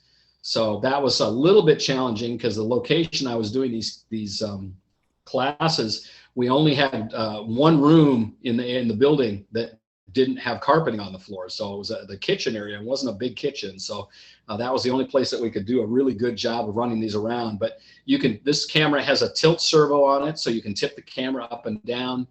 And then, of course, it can rotate to spin the camera around and look at different directions. Hey, Steve? Yes. I'm going to have to jump in here real quick because we're actually a little bit over time. So. Okay. Did we pass the 15 or the 20 minute? We're actually at 25. 20? Oh, my goodness. I'm sorry. Okay. I'm going to. I don't know. Okay, I'll just pass on questions, I guess. But just really quick, though, this is where I'm hoping to go with these guys. This is a graphical programming environment, basically building blocks, drag and drop, and then you can run these things without actually reprogramming the Arduino. It's just some code that runs via the smart device, whether it's your Chromebook or smartphone. So anyway. That's at the end of it. So if somebody has questions, you can hit me in the chat, I guess, because I'm going to hang on here. So with that, I will give the ball back to Lloyd and go ahead and sorry about that, man. That went quick. Yeah, no worries. No, thanks, Steve. We've got a little extra time, so I stuck a little more in there. But. Yeah. Okay, next on our list is Dan Royer, and he's going to talk about the Michelangelo art robot. So, Dan, all yours. Hello, everybody. As many of you I am meeting for the first time, so nice to meet you. As you said, my name's Dan. I'm in Vancouver, Canada. And since 2008, I have run a little website called Marginally Clever Robots. My first ever robot was actually just before the Arduino Uno came out, and it was a six-legged crab that walked with water jet cut aluminum parts because I didn't have a 3D printer yet. And I'll post a link to that, to it, the video in the chat right now. You can watch that at your leisure a little later.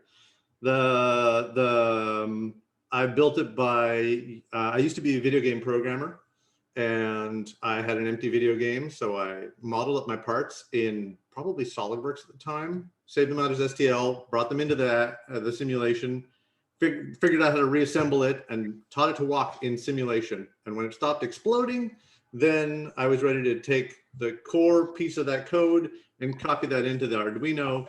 And lo and behold, it worked. It was 6 weeks from I've maybe touched a servo to this thing is up and running. So hooray. I felt pretty chuffed, as they say in England. Now I'm big into robot arms. There we go. This guy, yes, back here behind the desk. And because once I started getting into 3D printing, then the RepRap website was all about, we want to make a machine that can build anything. And I thought, well, you've got the printing down, but you need the assembly. So I need to make something that can come off a 3D printer and then can build more, right? And if the two work side by side, then you can print and assemble and print and assemble, and boom, then you get another arm, and now you're at scale. So that's the direction I'm heading. But in order to learn how to build my own robot arm, I first had to learn things like stepper motors and sensors and that sort of thing. So I started with one motor, and that was okay. That wasn't too much of a challenge. And then I got 2 stepper motors, and that was working all right. And then I started realizing that this is not a cheap hobby. This is, I mean, I noticed that virtually everyone in here is of a comfortable income, I imagine, and has time on their hands, because it is both time and wallet costly, right? So I needed a way to offset my costs, and I started thinking, well, what can I do with 2 motors? And I'm, as a person who's really into art, I decided to make an art machine, a plotter. Now, there are many plotters, notably the AxiDraw, which is a very popular desktop plotter. Yes, it sits flat and it draws about an A4 size of paper, and you can get a giant one now that will do an A3 size of paper. My machine, let me pull it up. Let me just turn the camera. I'll show you. Dear boys and butter flying. That, can you see this machine? That is the Michelangelo. This is version 5 now. Yes. And so we've got our motor up here. We got our second motor over here. We have a limit switch just under this edge, which is touched by the flat disc on the top of the weight. So when this drives up, it clicks on there. And because I have built a second robot just to measure and cut the belt, then I know I've got it calibrated. So I know where that position is by doing that position down when it hits the bottom. I know where that position is through the trigonometry.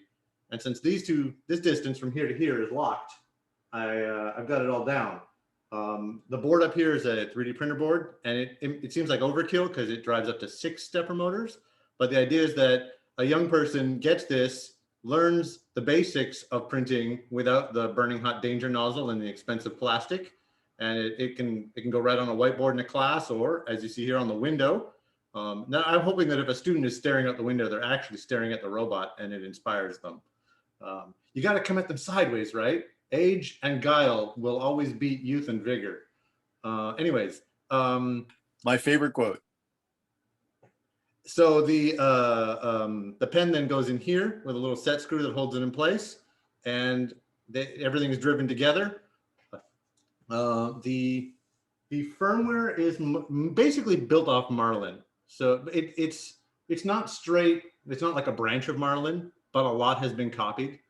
There are 2 major firmwares available for do-it-yourself printers and plotters and so on. One is Marlin and one is called GRBL. So GRBL is great if you have a spinning cutter and you want to make a CNC a cutaway forming machine, right?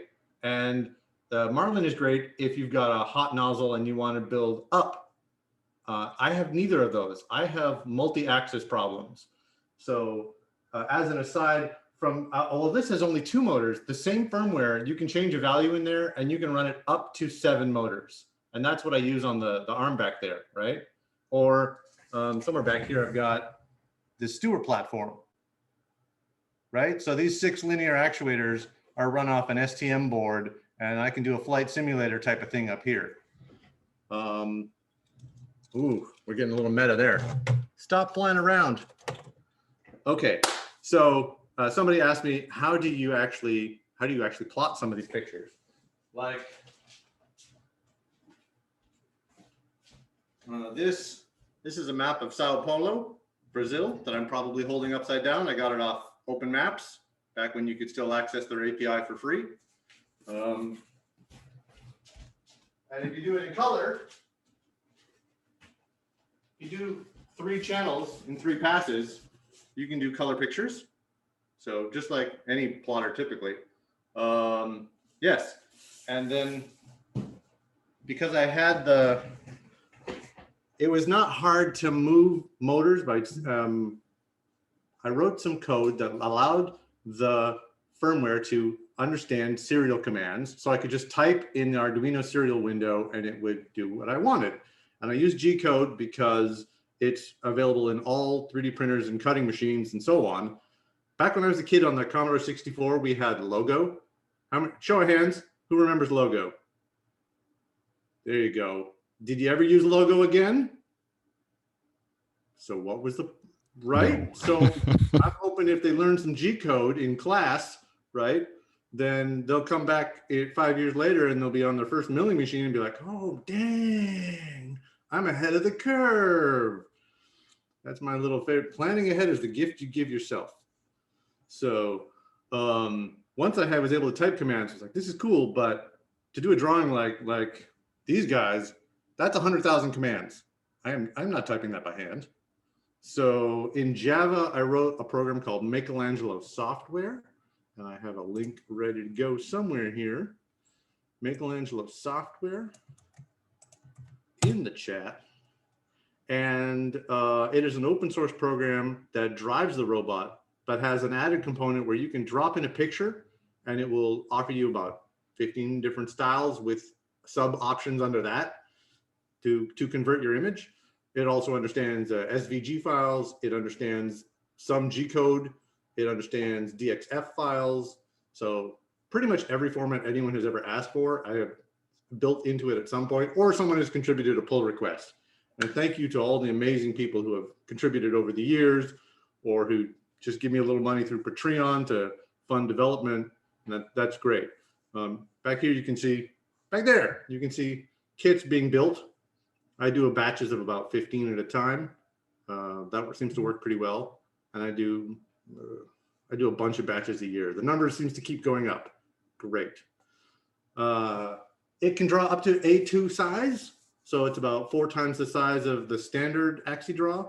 And many people have been asking me to make the Michelangelo huge, which would do, we're guessing would be about 4 meters wide. And that's really a limit of the cable length that I've got off the shelf. I'm going fast here and I'm rambling a little bit. Here's a link to the firmware if anyone's interested in open source stuff, and that I'll come back to that in a second. Here's also a link to a video of my most recent robot arm, all based off the same firmware. So how it works, you've had some of the inside view there. I was very lucky that back in video games, back in the day, before we had graphic accelerators, you needed to learn Bresenham's line algorithm, which is a way to draw a straight line on a screen and not lose anything due to the fraction components, right? It's basically how to do that fractional division with only whole numbers, and it's very, very fast. Turns out that that's exactly the same way you drive most CNC machines, with steppers moving in discrete steps. So if you can plot out with the trigonometry on the machine, if you can find your starting position and your ending position, then the difference in steps from the motor, that's your line algorithm. That's what you feed through. And it's an added twist on a plotter like this one, because it's a polar graph. It's not Cartesian. It's a weird curvy coordinate system. You have to break that line into hundreds of little pieces so that when you tell it to move from A to B, it moves in a straight line, not an arc. So that's kind of fun. And building up in steps as you teach this, it's kind of cool that they hit this problem because you didn't warn them about it. And now they got to think again, like, oh, what can you do? So I feel like there's a lot of depth and fun puzzles in here. And I do love puzzles. So yes. Breathe. Challenges I had to overcome. Well, I can tell you what I'm facing right now, and it's a very esoteric thing about something in the timing. So this board, the current speed in the last release of the firmware is I feel very slow and kind of chunky, and I've been working to get it faster and faster and faster. And there's something in there now where at high speed in the Marlin, if I just copy Marlin into the brain and say go, it doesn't move in the straight lines I want, but it moves beautifully smooth. When I run my variation at high speed, it seems to hiccup every time it gets to a new G-code command, even though they're buffered in advance. So I think it's something inside the ISR, the timer interrupt, that actually does the stepping, but I haven't been able to find it. And I'm actively looking to pay someone who's an AVR. I mean, the website says AVR freaks, so I say freak in the nicest possible way. I'm looking for an AVR freak or a Marlin expert who will look at this and go like, oh, here's your problem. You missed this umlaut. Because that's what it's going to be, right? Something obvious that I've just been looking at it too long. Another one is that because I build a lot of them, they're mirrored view, is designed for manufacturing, right? So it's not hard to build something with all the different parts you want. But if you want to build 50 of something, now it's like, how do I get this to the smallest number of parts possible? And I'm not necessarily talking about the total number of parts, although that's very nice. It's more like, can I get away with just one size of screw and then order that in bulk? I don't want, like here in this shop, we only use socket head screws, and if we can, only M3s across the board. If we have to break that rule, it's a bad day. I don't print if I have to have support material. I mean, I will, but reluctantly. Yes, relax. When the printed parts for the Michelangelo come off the printer, there's no cleaning to do. You throw away that little outside line and the little cleanup line, and that's it. Bob was asking earlier about how do you recycle filament, and that someone posted a link to that recycling machine.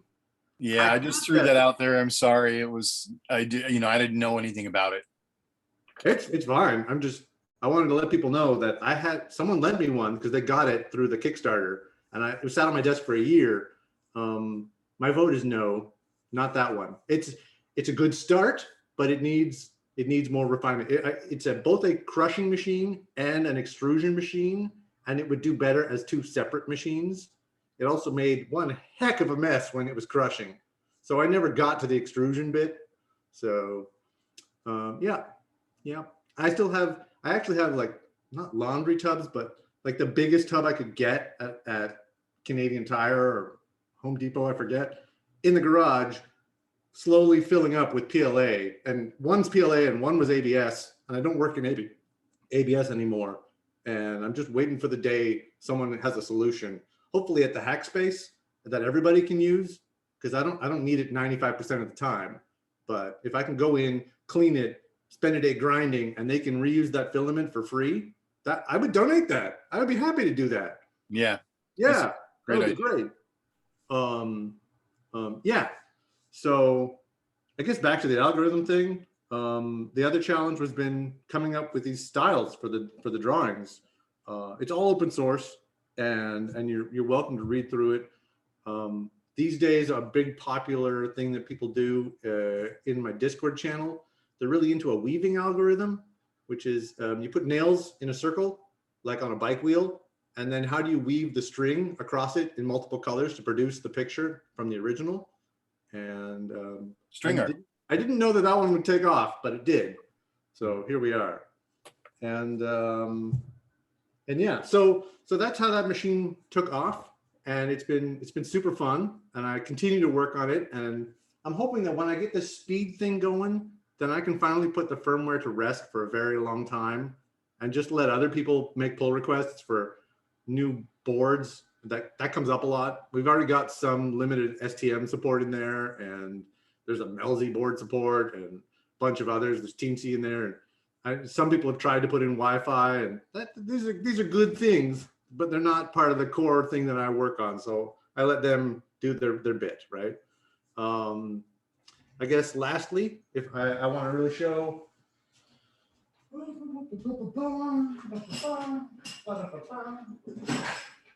Here's one. Right. So speaking of number of parts, right? The problem, that arm back there, that's, oh, geez. Okay, the arm back there, that's 62.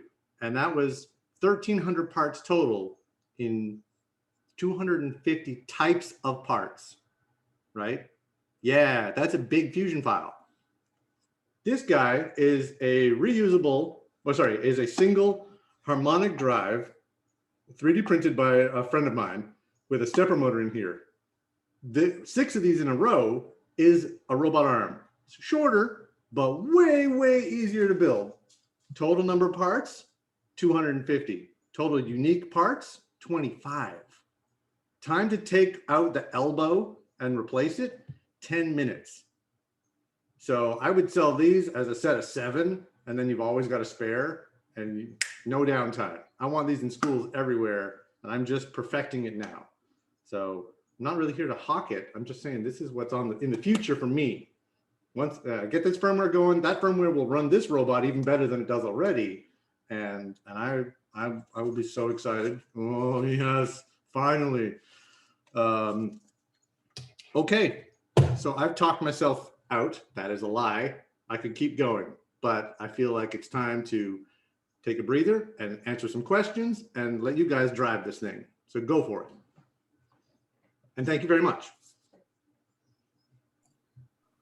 So that firmware issue you're talking about with the speed, is that related to the ARM or to the Michelangelo? Yes, because the same firmware runs both. In the ARM, I send joint angle values. In the drawing robot, I send XY coordinates, and it has enough time to do the trigonometry, the inverse kinematics.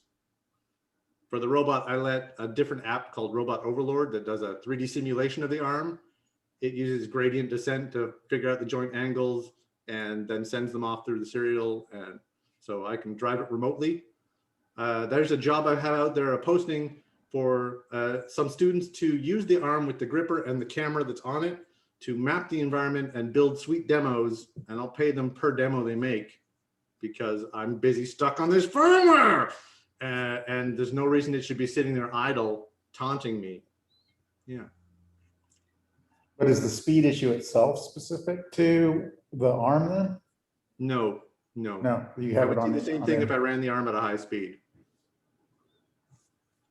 No, I'm saying the Michelangelo. So that I was wondering why you didn't use the Marlin firmware and just use a translation layer above that to map your weird coordinate system into something that it thinks is Cartesian. I'm pretty sure I could restart and do that to Marlin firmware, and then I would not have a solution that works for the arm. Yeah, that's why I was asking which one. I would love to piggyback off someone else's work. And years ago, at the first Maker Faire here, I put up a video saying, wouldn't it be cool if I turned my Delta robot into a printer? And then Johan came to the Seattle Maker Faire and presented the very first Kaehler printer at my table. And he had done exactly that. He took Marlin, he put in the kinematics, and away he went. I'm like, that's a brilliant solution, man. Yeah, and I wish I could do the same, but I need one firmware, one ring to rule them all, because I don't want to maintain multiple firmwares. It's bad enough I have one. All I want to do is go faster, and I can't. And if you know how, please tell me. I need all the help I can get. I know some of the new 3D printers are based on it's like an STM32, one of the M4 cores, and I know that's a lot faster than a Mega 256 could ever be. it seems like there are versions of Marlin that will run on that. I don't know what are you using for your processor board? Is it a Mega, or is it one of the M4 cores? The Roomba board up there is basically a ramp shield and a Mega put into a single PCB. Yeah. And I'm married to it because that's what all the previous models have been. So again, it's easier for me to support all existing users if I make as few changes as possible. Yeah. I have, like I said, the Stewart platform is STM. The robot back here is actually also a Mega board in its heart, with its own custom shield on top for the bigger drivers. I have a custom shield called Ceramsalot that's just a breakout for the step and direction pins, so you can hook it to a more powerful driver and run a big machine. Yeah. Okay. Yeah, I was kind of curious. I know it seemed like there were several improvements, and a while ago I looked at I don't know if it was a wiki for Marlin or for Gerbil, but they were saying that there were certain limitations with the Mega boards that they could easily do with the the higher performance STM32 M4 cores. But it's been a while since I've looked at it, so. I can confirm there's a lot of optimization trickery that has to be done for the slower devices, and on the STMs, it's one line of code, because they're like, we don't need to. We got more time than we know what to do with. So. Okay. Yeah, I think I remember you asked, or I think one of the other guys asked before, what I think I did. Don't quote me on this, but it's been a while. I used Adobe Capture to take the original photo, and I think converted it, into, it's basically a black and white photo. And the, like I said, it was almost like a Zobel transform, an XY Zobel, to basically highlight the changes in colors. And I think then I took that and imported it into Inkscape. Inkscape, you can get an STL out of Inkscape. And Inkscape had a method of basically flattening, or well, maybe the inverse, giving a slight bit of texture to images. And the idea was it was going to be treated as almost like an STL that was like a text drawing, and done routed out with a V bit. So the wider the line, the deeper the V bit would be pushed down, like on a milling machine. And basically ran that through a universal G-code sender, and the board on that unit just had I think it was Gerbil 0.9 on it at the time, and that worked pretty good. Nice. But, so it was. I put in a link to that, and there's a PDF document because we were entering some sort of art contest at the time. And it explains step by step, I think, Ray. So that link to a website, our website article is in the chat. Cool. A lot of steps is nice. I just, every time I was like, I'm lazy. I'm the weird kind of lazy that wants to automate something. It will take a lot of time to automate a very simple task because I just like the puzzle of it. I mean, my most recent creation is a Discord bot that does roles for D&D, because we've been playing that through the pandemic. Like just what's the regular expression that understands the roles? That little gimmicks like that. So yes, I totally feel you. I wanted it all in. I wanted it as lowered the bar to entry as much as possible. So for the artists out there who around the world who buy the machine, they just drop in a photo and go, or they've loaded up an SVG that they made through some kind of crazy node-based art app, and crazy in a good way, and away they go. And yeah, everything to lower the barrier to entry.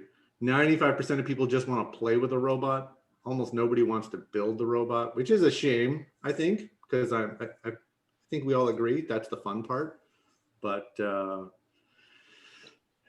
yes, there's more money in the people who just want to play with one. So that's market forces. Okay, folks, I'm going to have to break in here again because we're at time. So thank you very much. Excellent presentation. Well, thank you. Next on the list is Carl Ott with Hoversim. So take it away, Carl. All right, can you hear my audio okay? Yep. All right, and Steve, do you want to put the, yeah, there you go, the spot, whatever that is, the Zoom I'll set the spotlight on my webcam?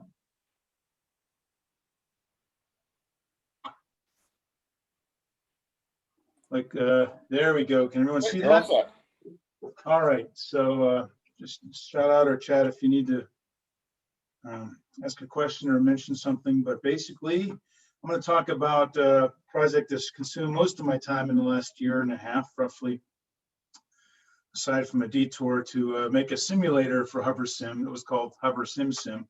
I forgot to display that in here, but it started when I ever since I was young, I like to imagine what happens if there's no friction.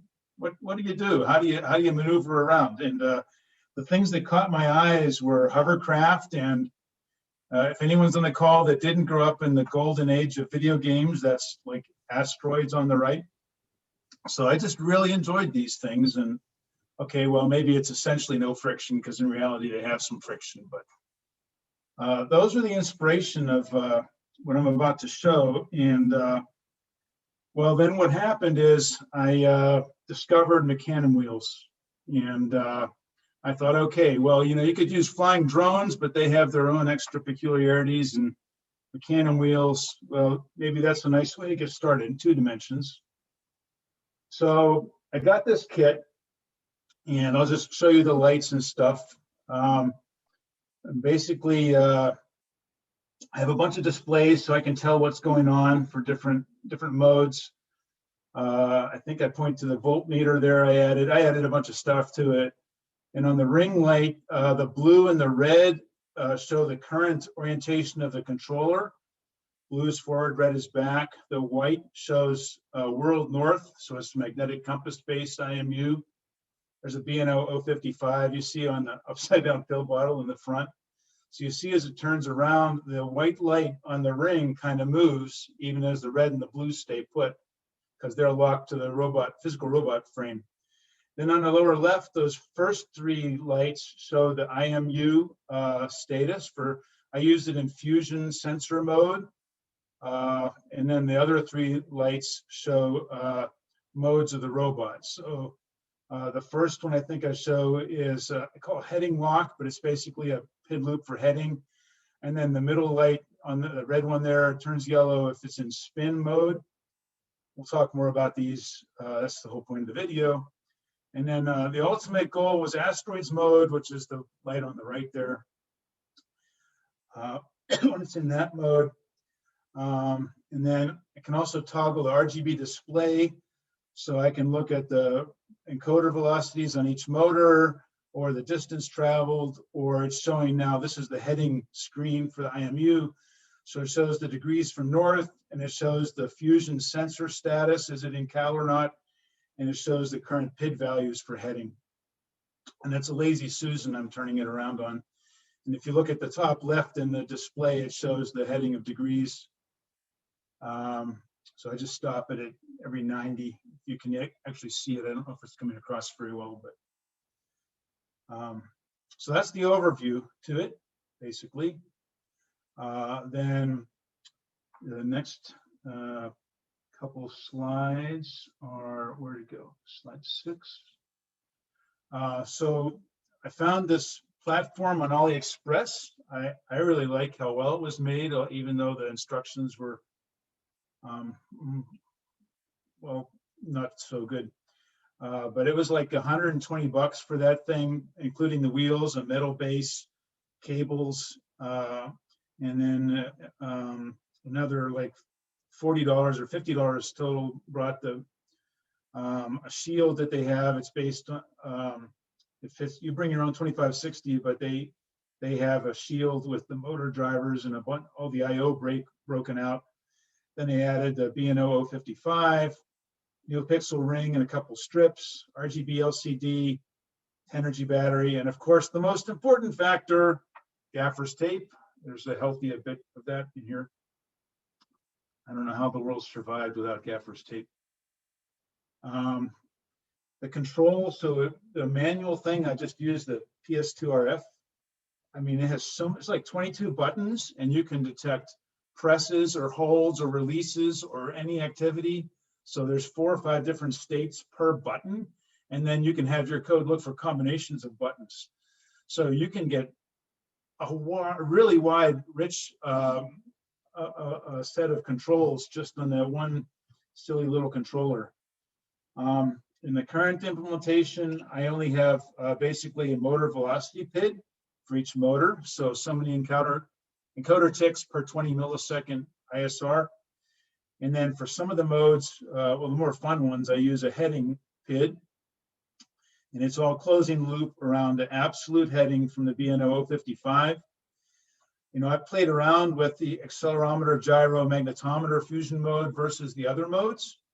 And I found that both of those 2 main modes there, all 3 sensors or just the 2 sensors, they both suffer drift, and it seems to be vibration or movement related. I haven't dug too deep in it, but it's very reproducible. We can talk more about that if someone wants to chat about it later. A lot of people talked about it having magnetometer issues, but honestly, I've really only seen that if you move a phone near like within the 6 inches of the sensor. Other than that, I really haven't seen it have magnetometer problems. I have seen it lose the fusion auto calibration, so like your watch, and we'll see that in the videos later. Sometimes you have to move it around to recalibrate it. And in all the demos I'm going to show you, there's not yet any kind of position loop. This is all just timed motor velocity profiles. But ultimately, my next step is to try optical flow. There's a cool one that Murray's found. I think he's on the call here now. And then there's another one, the Open in VH7. So that's the one I'll probably start playing with first. So let's look at the basic heading mode. I think probably most people on the call are familiar with control loops and what you can do. So this is the heading PID loop. And in this mode, it seeks to maintain the physical orientation of the orientation of the physical robot with world north, so magnetic compass. So as you spin the Lazy Susan around, you can see it tries to keep pointing north.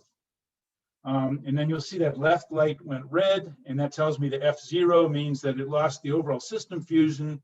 G3, A3 means that the individual gyroscope and accelerometer sensors are fine, they're still calibrated, but the magnetometer lost calibration, but it's actually still able to do a decent job of keeping track of heading.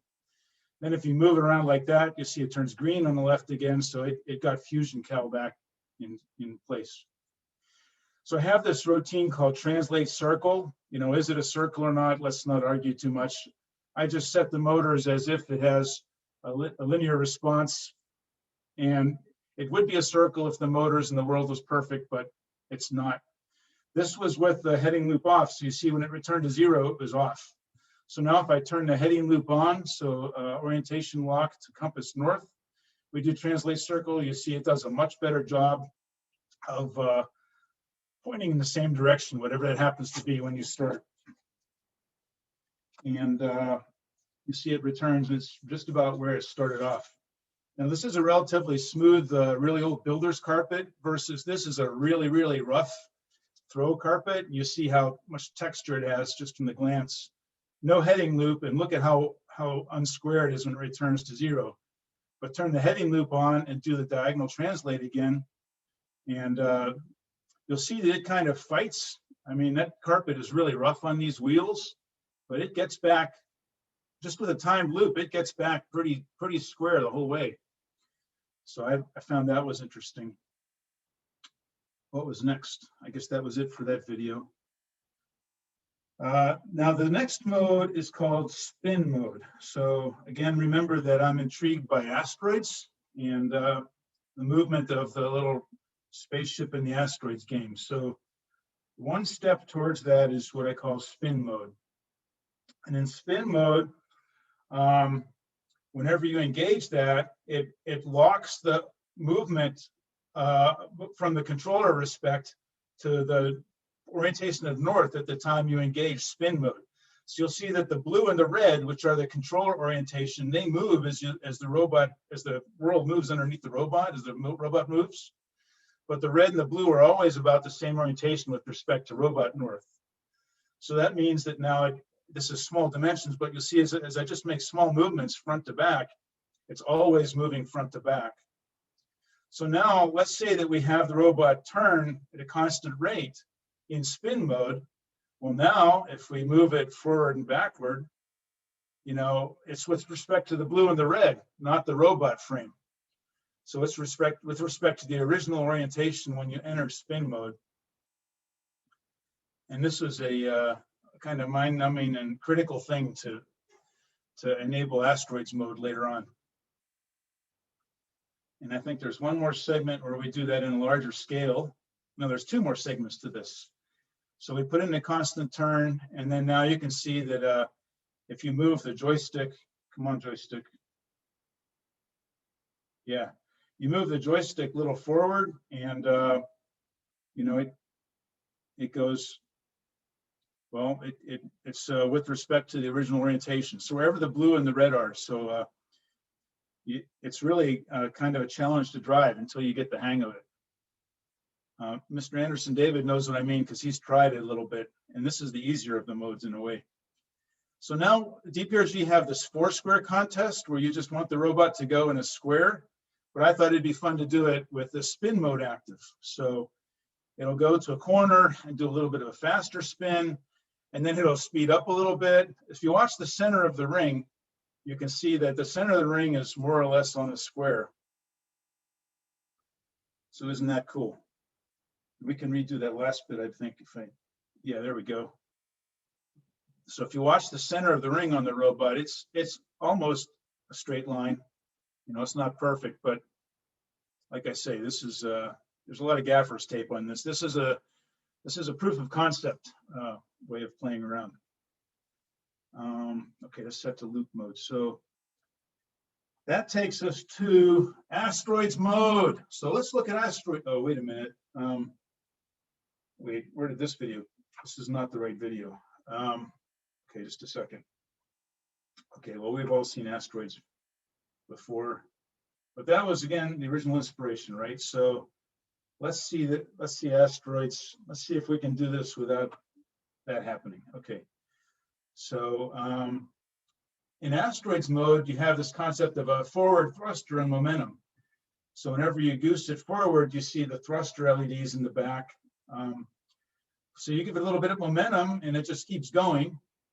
And now the green and the yellow, they show the direction of momentum. So so if you wanted to change the direction of momentum, like it currently has 0 friction, which is really difficult to control. So you move it forward a little bit and it keeps going until you turn it around and give it momentum and you hit the thrusters in the opposite direction. And so here, like the green and the yellow show the current concept of momentum, and the white light is world north, which drifts a little bit with the BNO 55, but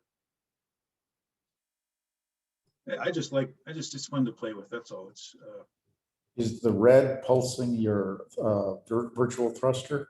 Yeah, I couldn't get the joystick in here, but every time I bump the joystick, you'll see the red showing the virtual thruster, virtually adding momentum in the current forward direction of the robot, which is not necessarily the same as the green, which is the momentum direction of the robot. So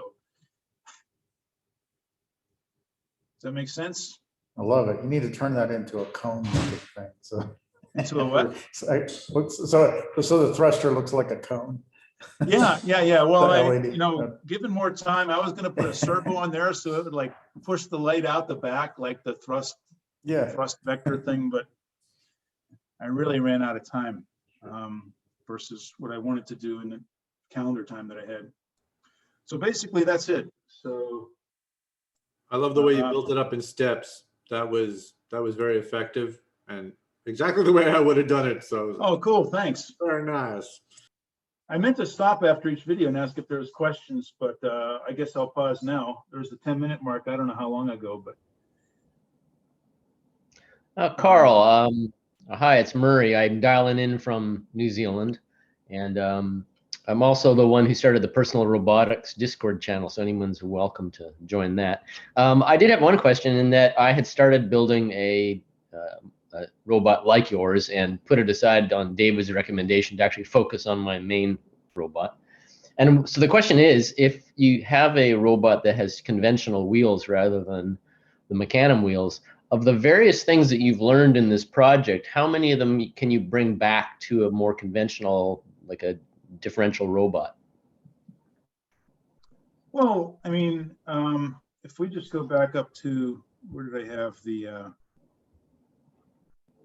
control? So, I mean, I'm not a professional programmer, so I'm still trying to find my groove with Arduino and Lisp, even though I studied it at a pretty decent school decades ago. I just never did it as a double E.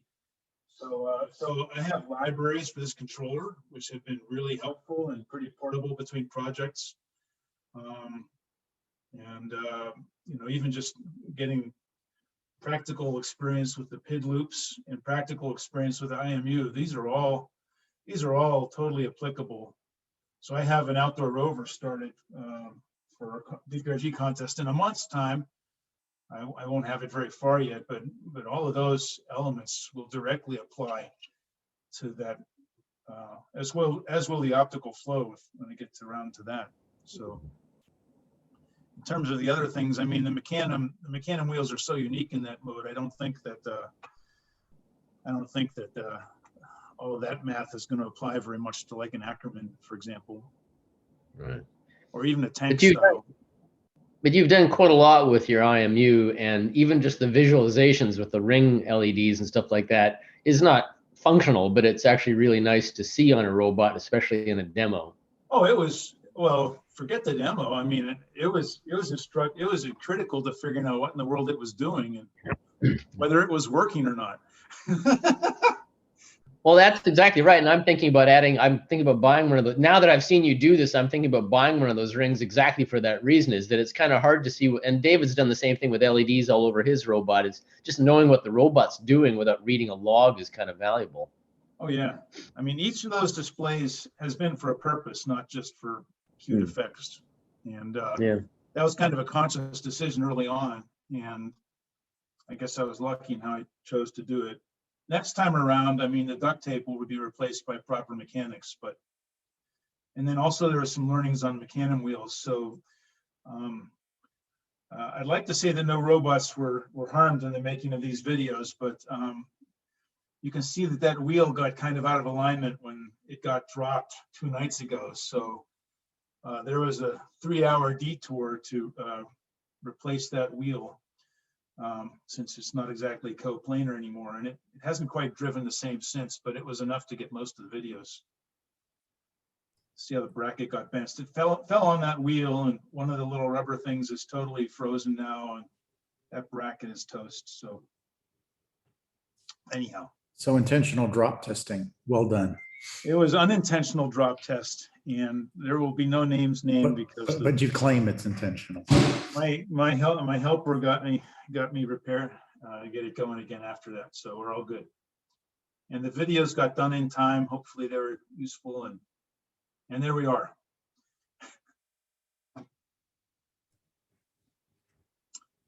Well, Carl, I'm just disappointed you didn't figure out how to wrap local space time into a torus and get us the wraparound function from asteroids. The hyperspace one that's a couple projects down the road. That and the TARDIS, they're on the wish list for sure. I'm waiting to see how you're going to implement the asteroids. You know, all you got to do is make one big one and then a bunch of little ones and add some lasers to it, and there you go. then they'd have to explode. I don't know. It'd be fun. I love your design, and the rings on top with the informative lights are really cool. I want, if I may be so bold as to make a suggestion there. Please, no, I'd love to learn. If the number of lights, so you got the green and the yellow lights for your momentum. Yep. If you could increase the number of lights as the momentum increases, maybe, then you could, it's an indication of magnitude.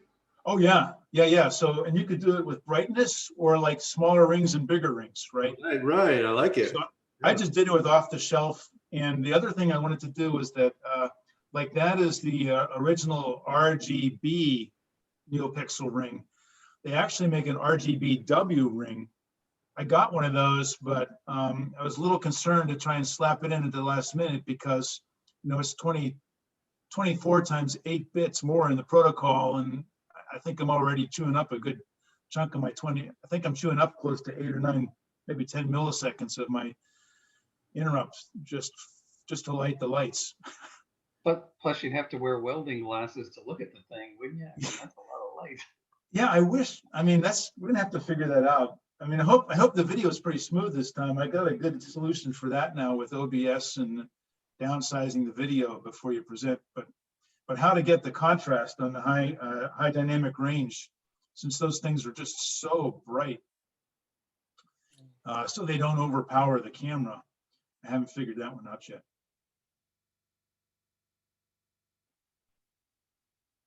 But anyhow, that's what I got. Okay, Look forward folks. to- Oh, thanks, Carl. Was there Yep, another you bet. question? No, I was just gonna say that look forward to Hoversim. Well, Hoversim, that was our contest last year, right? So Right, yeah. So during the COVID time, DPRG went all virtual, and somehow the planets aligned, and a few of us got the wild hair, and one of our longtime members, Ron Grant, wrote a line following simulator in Java and processing. And he went, as he often does, way overboard. He made this fantastic simulator, but it was the base for we had a virtual contest last fall instead of an in-person one. So a whole bunch of us wrote little virtual line followers, and we had competitors from around the country. And actually several of us conquered the DPRG challenge line following course. And not only conquered it, but like the fastest one did it in, I don't know, a minute or two.